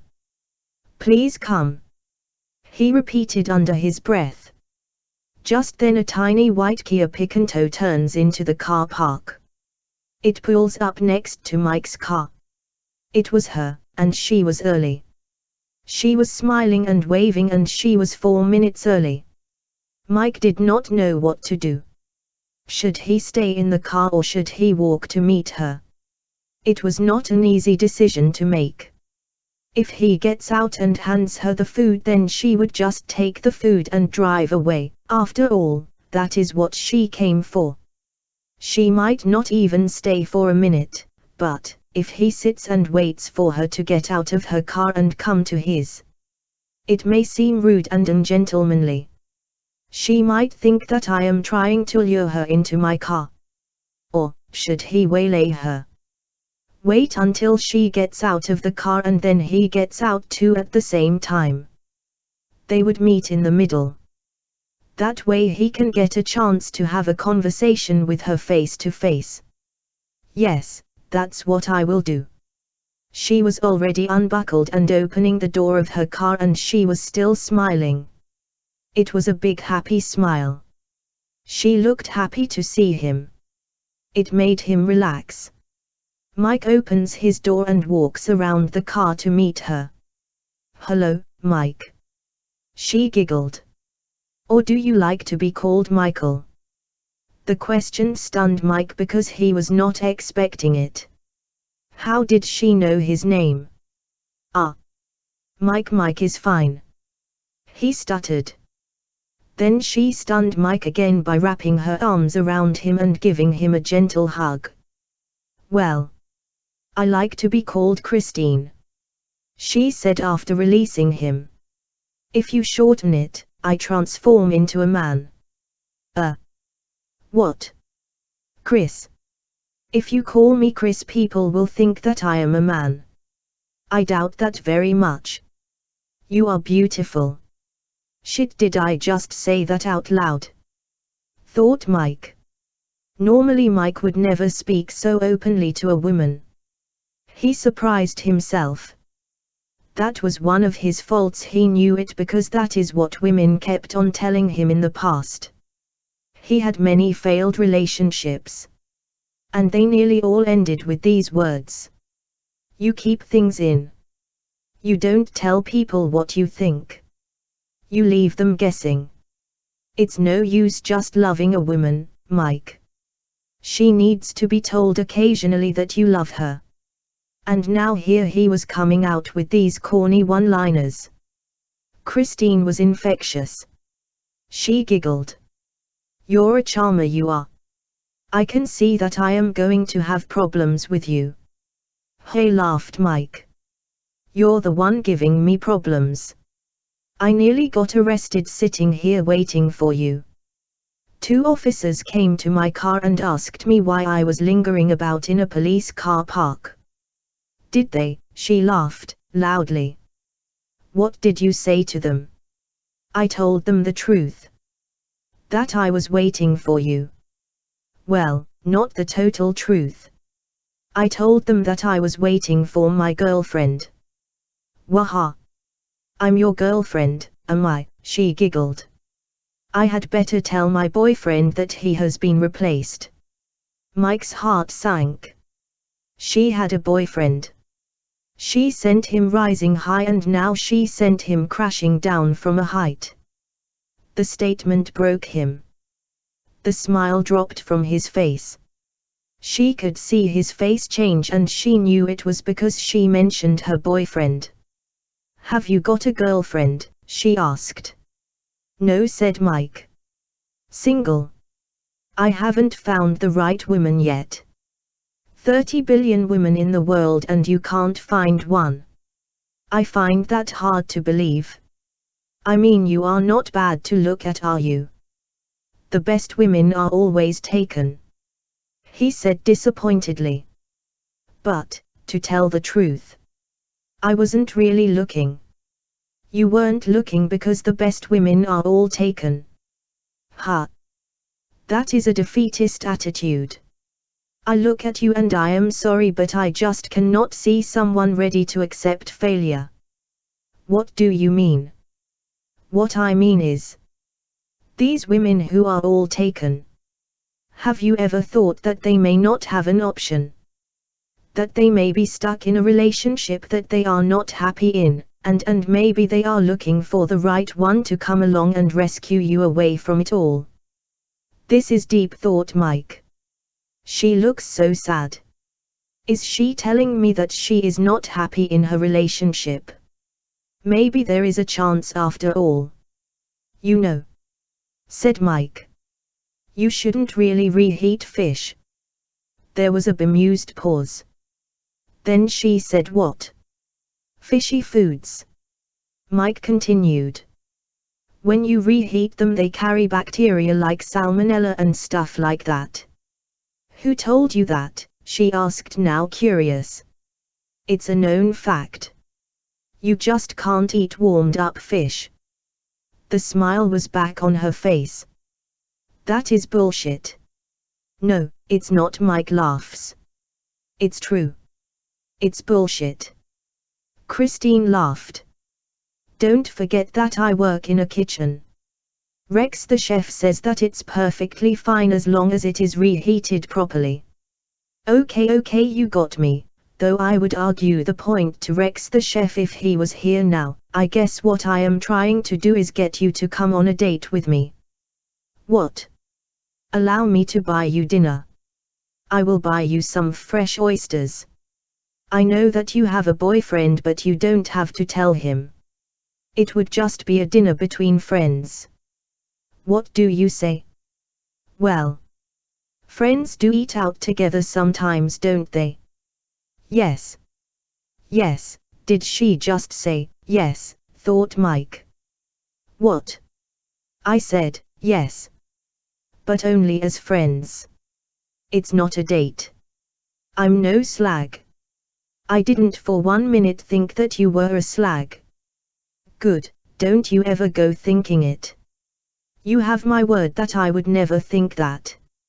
So, where are you taking me then? Because it can't be in this town, can it?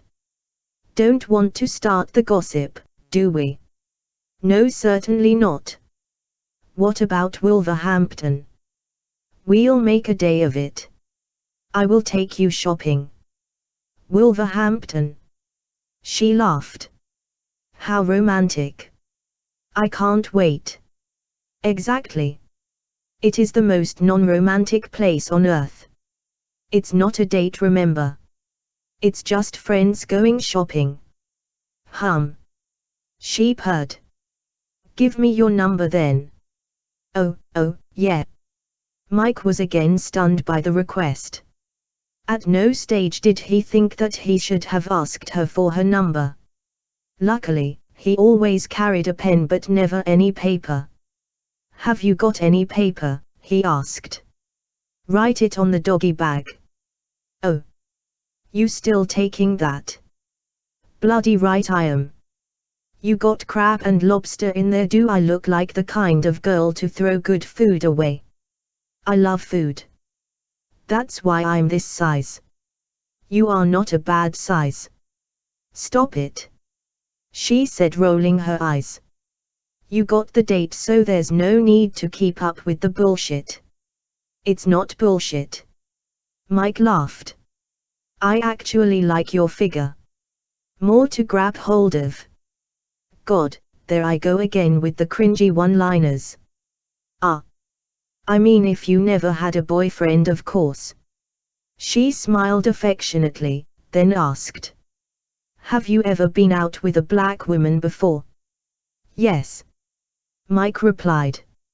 Yes, she replied, quite surprised. Yes, well, not exactly a woman. I was at school. Doretta Francis.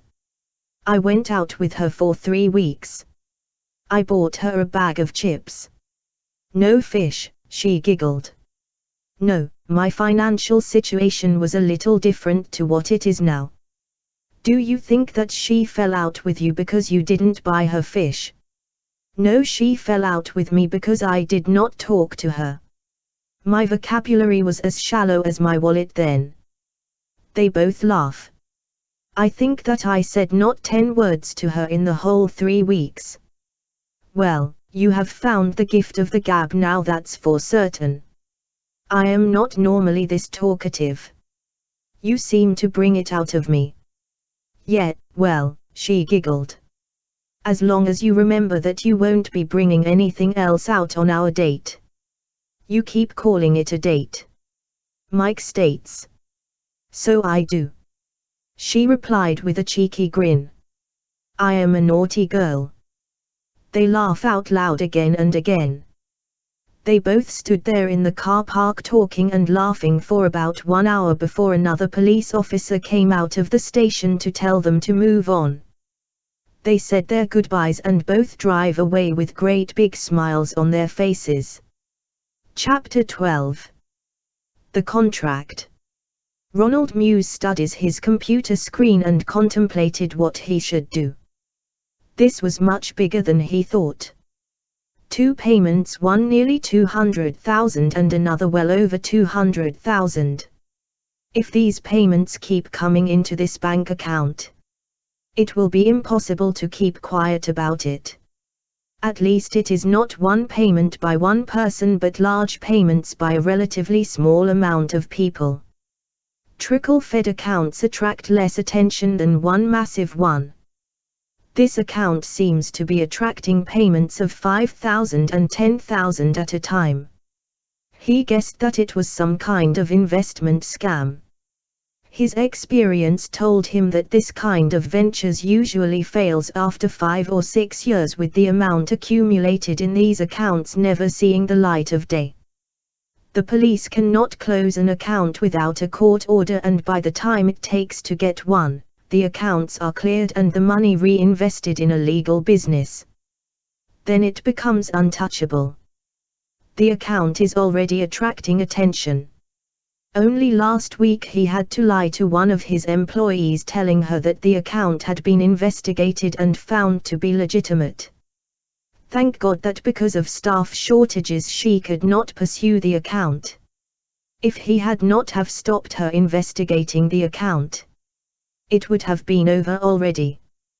They think that they are so clever, but they are amateurs. Of course, he was going to figure out that it was a pyramid scheme. But what if?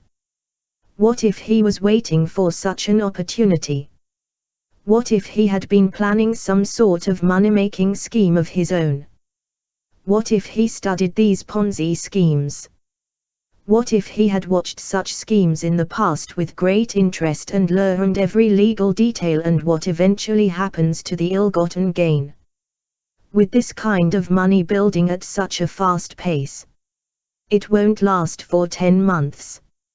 And in 10 months he as the manager of the bank would have to explain why the account was not red-flagged and brought forward. He will lose his job. Probably go to prison. From the moment that he agreed to this, he knew that no matter what he did from that point his career was over. So, why doesn't he secure his future? Why doesn't he make the best of the unfortunate situation? Make it fortunate. They are so obviously new at this. They are so green, maybe he could swing things to his advantage. The biggest mistake that these amateurs made was when they chose him for their illegal venture. They did not find out about his state of mind. On paper, he was the perfect candidate. But he had not been a happy man. He had been out of sorts with his life for several years now. His wife was having an affair. There was so much animosity that they agreed to only speak to each other when the girls were around. They were only together for the sake of their kids. He felt trapped in his mundane day-to-day life. They thought that using his family they could use him as a tool to launder their money. Design him to be their lapdog. But, for 2 months now he had carried a fire in him that did not extinguish. They threatened the only thing that he loved in his very extraordinary life. His daughters. And he was going to make them pay. Tom McVeigh clapped Mike Carnage on the shoulders. He had been leaping in delight at the amount of money that they had made in 3 months. "I told you, didn't I, Mike?" he screamed. "Our 3rd month and the profits are getting larger and larger. It's working, Mike, it's working. We are rich. We are rich. Nice suit, by the way. Silk. Yeah. It's silk. Oh. Mike, isn't this great? Even you are coming round to realizing that we are getting away with it. 3 months. Over 500,000 and it's going as smooth as a bird soaring upwards through the sky. It's not going to last, Tom. I know that, Mike, we spoke about it, remember? I mean that it's not going to last the 5 years that we originally spoke about. Why are you always negative? I am not negative. Just cautious. I have been reading about these schemes. Firms like LC&F only reach that size because of political involvement. It is sustained by high-profile people with high-profile connections. Some of them are policemen or members of parliament. We ain't got nothing like that, Tom. We are just 2 blokes who got lucky. And I can't help thinking that the enemy will soon be at the door to take it away faster than we thought. Mike was right, of course. Someone did want to take it from him, but it was not who he thought. The enemy was already at his door. He was standing right beside him. 2 weeks ago, Tom had made inquiries and was sent to meet a man who specialized in, shall we say, taking out unwanted trash. Why should Tom McVeigh share with Mike Carnage? There were no blood ties. He was not a best friend. Though trash seems a little harsh. He was still unwanted now. Mike was just someone that Tom needed to do a job. Well, he did the job, and he did it well. But, he got paid. Why should he keep paying him? Tom knew risks were too great if he simply told Mike that he was not going to get paid anymore. Mike could turn on him. He could tell the police, or worse, tell Clayt. It would be better if he met with an unfortunate accident. And with his new money, he could buy that. He knew professional people that could make Mike disappear. It is not the same as giving some street kid a wad of money to kill someone. That sort of killing is messy and the kid usually ends up getting caught and squawking to the police. And Clayt would know. That can't happen. This had to be done properly. These people are expensive. But he would not only be paying for a hit, but he would also be paying for silence and professionalism. Expensive, but he could afford it. And it would be worth it because he would not have to share the money with Mike. In effect, Mike would be paying for himself to be killed. Tom had devised his plan 2 weeks ago. But his plan, though a good one, was destined to fail. You see, a series of events followed that no professional could foresee.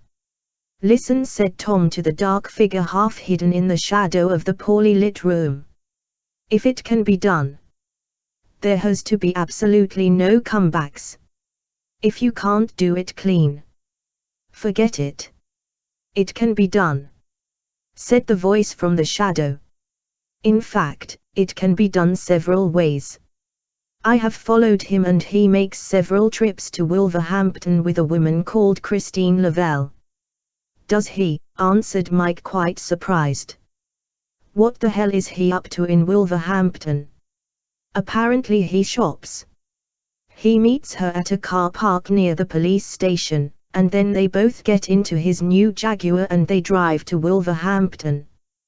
That's his 3rd car in a month. They eat, shop for things, eat again, shop some more. They sometimes go to the cinema, and then they eat again. They are definitely enjoying his money. It seems to be a regular thing. Are they shagging? Asked Tom, who was now strangely interested. Why did he care? Really? Mike, you old dog. Who is this woman Christine Lavelle? Does it matter? The shadowy figure asked. Yes, it does matter. What if he's said something to this woman? I know nothing about her. He's been keeping secrets from me. I don't like it. I'm a very cautious man. Do you think that she would cause a problem? Who can tell? You would have to worry about that when the time comes. But I can promise you that if you want this guy out of your way, then that would be the place to do it. Can't you kill her too? A freebie? I don't do freebies. If you want to, you pay for two. Shit. Okay, take them both out. But I want a good clean job. No comebacks. About the same time, 2 weeks ago, Skim meets Shab in a car park. In Skim's pocket, he had a police taser gun that he had purchased from a friend. He purchased it for protection on the streets. All of his old enemies were coming out of the woodwork. It seemed that everyone wanted a piece of him these days. He needed protection, he was a desperate man. Shab was leant against the side of his BMW when Skim clattered up in his rusty old Panda. Shab laughed and shook his head with disgust as Skim hobbled from it. How the mighty has fallen, he thought. When Skim was face to face with him, he drew his head back and sharply sniffed inwards as if he smelled something. What do you want? Shab asked the desperate man. I need to speak with Clayt, Shab. That's not gonna happen, man. Clayt has got more important things to do than listen to your bullshit. He was very angry with me the last time that I let you in. I thought that he was going to rip my balls off, he was so pissed off. No more of your bullshit. It's not bullshit. I got something that he will want to know. You got something to say? Say it to me. I will make sure that he gets it. No, it's for his ears only. I have to tell him personally. What the hell could you have? What Clayt would want to know? He knows everything already. He doesn't know what I got to tell him. Shab laughs out loudly. You know Skim. I looked up to you at one time. I wanted to be just like you. Now, look at you. Pathetic. You are like a tramp wandering the streets all raggedy and shit. Look at what you are driving, man. Shit. Just like you. Shit. Shit driving shit. Can you understand what I am telling you, Skim? I am telling you that you are nothing but shit. Piss off and don't bother me again or I will end you, you goddamn waste of space. Piss off. But Shab, replied Skim. But before he could say more, Shab swung his right fist around and smacked him on the side of his face. I said piss off, he screamed at Skim as he hit the ground hard. Shab turned the corner of his lip up and scorned at the squirming pathetic man on the ground. How the mighty had fallen. He turned and opened the door of his car and slid into the smooth leather seats. But before he could close the door, he felt cold steel on his neck and a bolt of what felt like lightning surged through his body. Then there was darkness. Skim threw the Taser onto the passenger seat and immediately pulled Shab from the driver's seat, all the time looking around him to see if he was being watched. He opened the back door of Shab's car and bundled him inside. He returns to the driver's seat and sees Shab's phone resting in the storage well. He picks it up and turns it on. The last number dialed was Clayt. He presses the redial and the phone rings. And almost straight away Clayt answers. Wagwan Shab, he answered. He sounded cheery until he heard Skim's voice. It's not Shab, Clayt. It's Skim. What? What are you doing with Shab's phone? He said that I could use it. What? Asked Clayt. Then he asked disbelievingly, he said that you could use it. His voice dropping 2 octaves. Put him on. He ordered. He can't come to the phone right now, mate. Skim told him. What are you saying to me? Skim, you wanker. Put Shab on the phone. Now. I need to speak to you, Clayt. I need to tell you about what I know. Tell Shab that when I see him he had better have a bloody good explanation. Clayt hangs up his phone. Half an hour later Shab's car pulls into Clayt's drive. A large muscular brute of a man approaches it. He sees Skim in the driving seat and looks curious. What's he doing driving Shab's car? Where's Shab and why are you driving his car? The brute asked. He's not feeling well. He's in the back seat sleeping. He asked me to drive him here. We need to see Clayt, it's a matter of importance. The man peers onto the back seat and sees Shab sprawled out on the back seat. What do you want to see Clayt for? The brute asked. Tell him it's a matter of life or death. Inside Clayt's house, Cheyenne is looking out of the window. She sees Skim in a conversation with the brute and alerts Clayt with a shout. Clayt, Skim is outside talking to Fred. He's driving Shab's car. What? No way. Squeals Clayt. Minutes later. Clayt is out of control. He is marching across his lawn with a gun in his hand ready to bust a cap into Skim. He grabs him by his jacket lapel and puts the gun to his head. He is spitting with rage. What the fuck is your game, fool? Have you got a death wish? You drive to my house uninvited and you think that I will accept it. He presses the gun barrel into Skim's cheek. I should blow your fucking brains out now, you complete dickhead.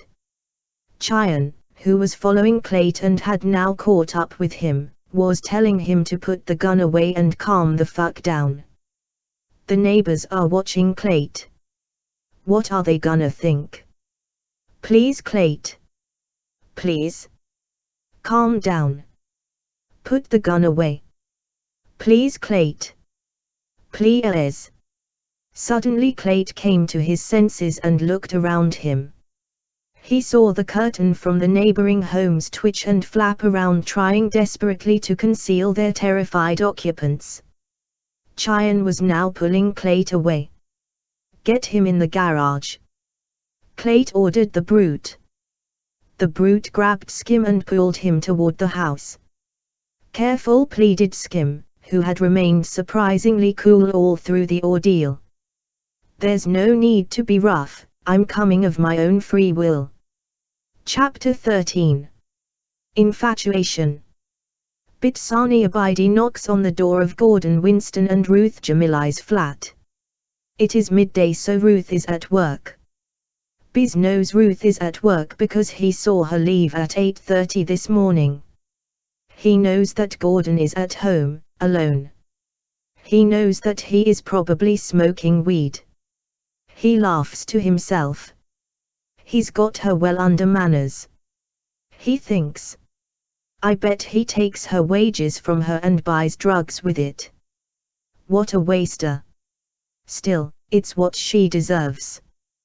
There is no answer, so Biz thumps at the door harder. He knows that Gordon is inside. He thumps, again and again, loud continuous thumps. Bang. Bang. Bang. The door swings open violently. And Gordon screams. "Who the fuck is?" He stops when he sees Biz. "Biz," he said, his eyes widen and his head lifts in surprise. What do you want?" "I want you, mate." "Well, to be honest, Clayt sent me." "Clayt, what does Clayt want with me?" he stammers. "Well, aren't you gonna invite me in?" Yeah, mate, come in." Biz walks in, surveying the room. "Nice place you got here. Smoky though," he laughs. "Do you want a smoke, Biz?" asks Gordon. "No thanks, mate. I'm quitting," answered Biz with a grin. Gordon laughs nervously. "Hey, sorry about standing you up a few weeks back. I was out of town and I could not get back in time. No hard feelings, hey? Actually, that's what I came to talk to you about." "Yeah. I'm really sorry, mate. I should have called you and apologize. I hope that there is no hard feeling." "Hard feeling? Hard feeling? No, mate. Hard feeling between us? No. I am fine." "Clayt though?" "Clayt, well, he is not fine. You see, he seems to think that you was involved in, well, a bit of a murder."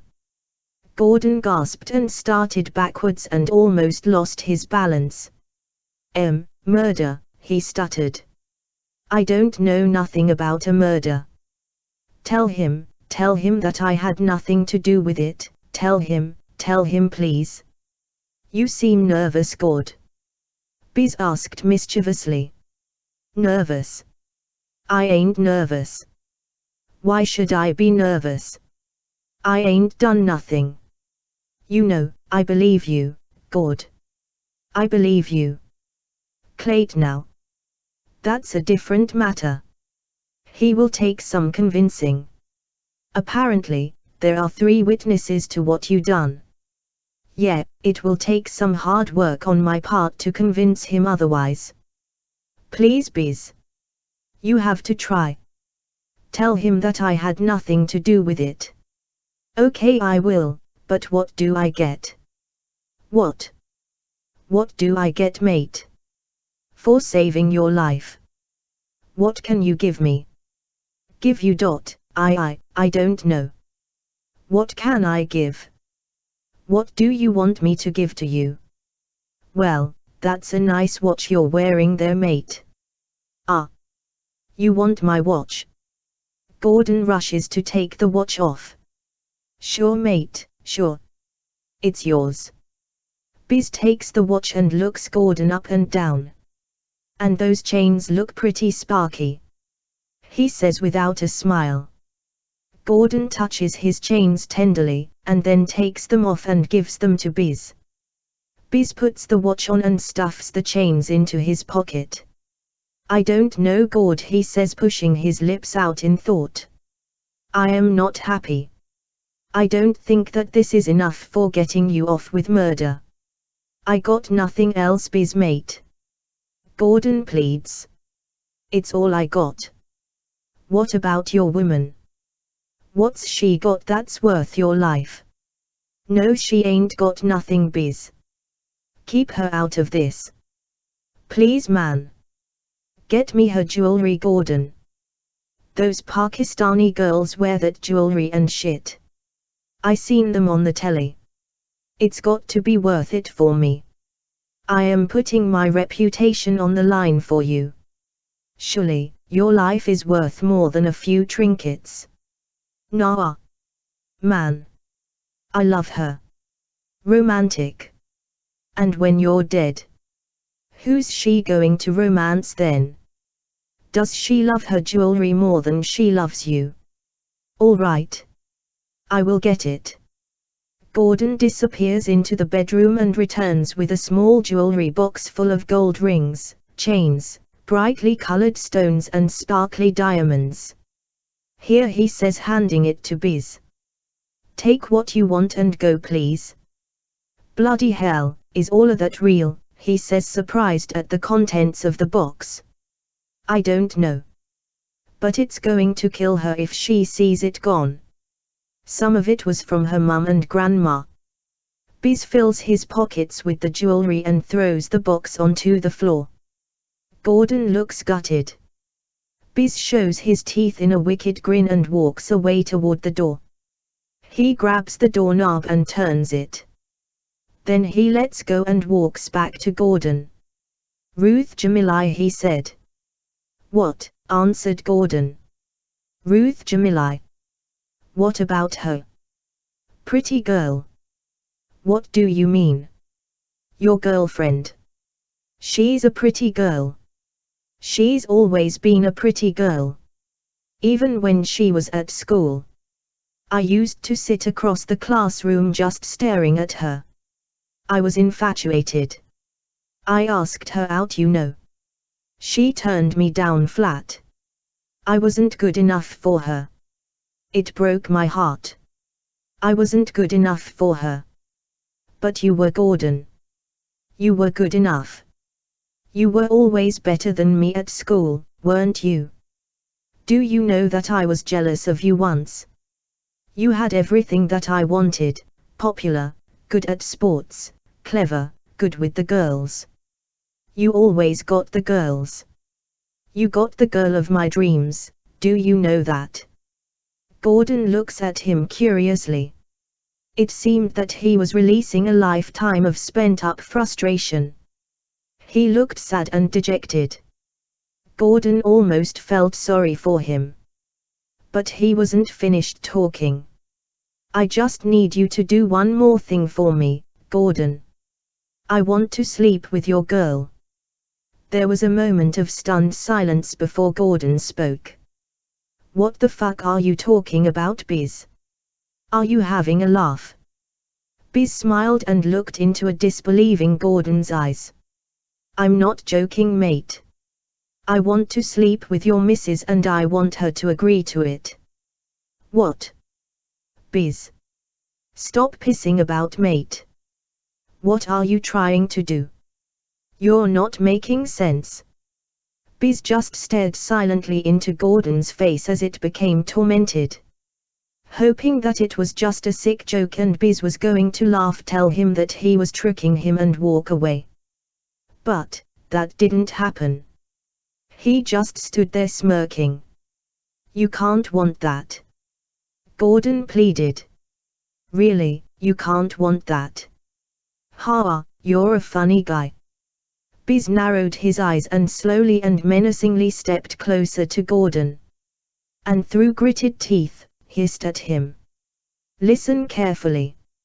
I want to shag your girlfriend, Ruth Jamilai. And if you don't set it up, I will tell Clayt to kill you. Is that clear enough for you, Gordon? No, fuck off, I ain't doing that. I ain't even going to think about that. Fuck off. Gordon clenched his fist and swung at Biz. But Biz was swift enough to avoid being struck. Woo-woo. Biz laughed, holding both his hands up in front of him. There's no need for fisticuffs. If I were you, I would save all of that for when Clayt comes at you. I'm going now, but if I were you, son, I think about my offer. 'Cause I'm the only one who can stop you from being cleared. And I am sure that Ruth wouldn't want that. Would she? She would be all alone in this flat mourning you. All alone and vulnerable like. Biz grinned at Gordon. You know where to find me. I'll give you 1 week. After that, good luck. He scowled as he walked away. Gordon punches the door as it closes behind him. Then he sits and stares into space. Did he really just ask me to do that? Crazy fucker. I should have torn his tongue out for asking that. How am I going to get out of this? Shit. I killed someone.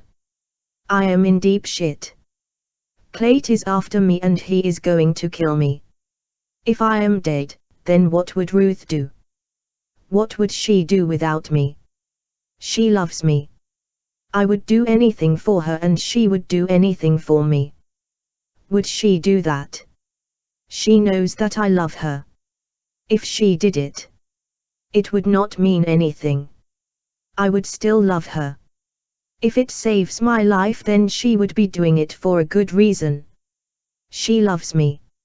She should do this for me. If she loves me. After being warned robustly by Cheyenne not to do anything stupid in her house because the police were sure to be arriving after his display with a gun on her front lawn, Clayt became regretful. What was he thinking? She told him. Did he want to destroy everything that she had built for them? She worked hard for them to be accepted in the neighborhood. What was he thinking? Clayt apologized to her, gave her a kiss and showed remorse. He agreed that he would calm down and try and sort the business out without violence. So, he walked calmly to his garage where Brute was holding Skim. He took a deep breath before entered through an adjoining door, making a concentrated effort to stay calm. He spoke. What are you doing at my house without permission, and what did you do to Shab? Shab's asleep on the back seat of his car, answered Skim, unconcerned. I tasered him. What? I tasered him. I asked him to arrange a meeting with you and he refused, so I tasered him. Clayt looked bemused. You tasered him? Yeah. He's okay though. Just sleeping. What the fuck? Said Clayt, looking toward Brute. They both had unbelieving smiles on their faces. Okay. All right, now I am interested. If what you say is true, then you know that when Shab wakes up he is going to kill you, right? I am hoping that you tell him not to do that, to be honest, Clayt. Oh, you do ya? Yeah. And why would I do that when I want to kill you myself? Because when I tell you what I am going to tell you, you are going to want me around. There was a tremendous bang bang on the garage door.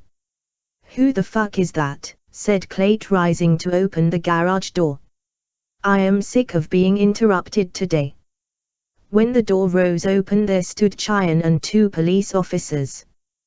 What the fuck? Said Clayt, looking surprised. Good evening, sir. The girl officer said nervously. We have had a report of violent behavior from a neighbor. Oh, yeah. Which neighbor? Growled Clayt. I am not at liberty to divulge that information, sir.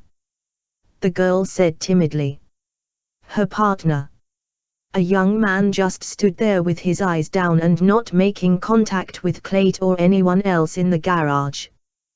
The neighbor is lying. Now fuck off. I'm busy.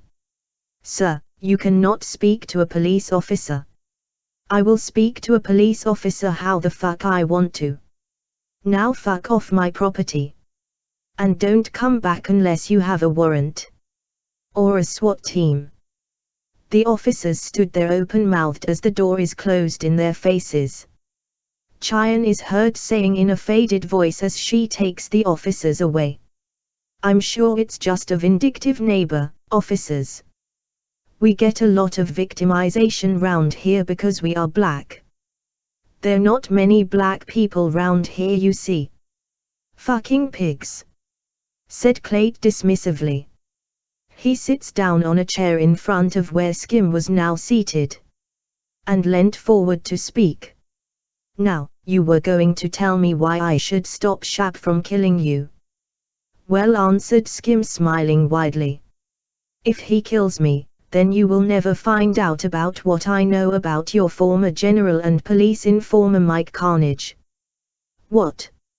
Said Clayt, sitting upright in his chair. And if I am dead, then you will never know how he and his gang are doing you out of thousands of pounds in tax.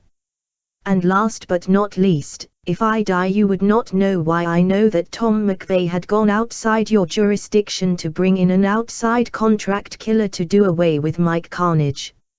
Mike, a police informer, said Clayt sternly. Yep, said Skim confidently. You expect me to believe that Mike Carnage is a police informer? Yes. I would not come here if I did not have proof. Clayt stands and coolly walks over to a toolbox by the back wall. He opens the lid and takes from it a silver baseball bat. He runs his hand along its shaft, up and down, caressing the curve of it. He walks back over to Skim, who was looking surprisingly cool, saying that he knew how Clayt got his name and what he was intending to do. You do know that I have people in the police department, don't you, Skim? He said menacingly. You haven't forgotten that, have you? I haven't got a death wish, answered Skim coolly. Like I said, Clayt, I have proof. You either want to bury your head in the sand or you want to know what is going on around you without your knowledge. I told you that I would bring you something, and I have. Clayt lifts the bat up as if ready to strike down on Skim.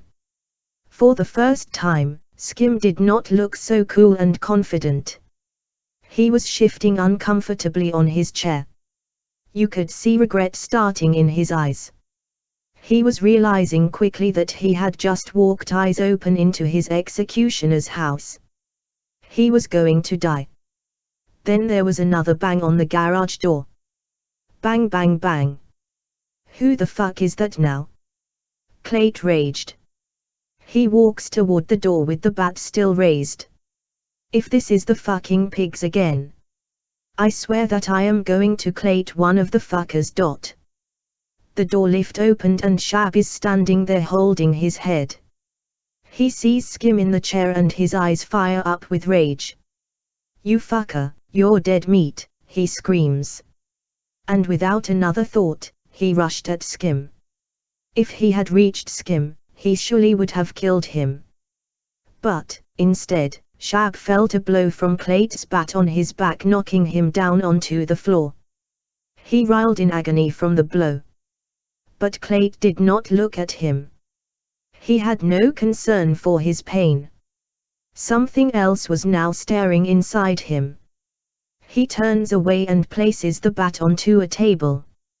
He then grabs the back of a chair that was by the table and slowly dragged it in front of Skim with its back facing him. He takes out his gun from his pocket and sits astride the chair, then, resting his hand with the gun over the back of the chair, he stares directly into Skim's eyes. Leave him alone, he growled at Shab. I want to hear what he has to say. End of Book 1.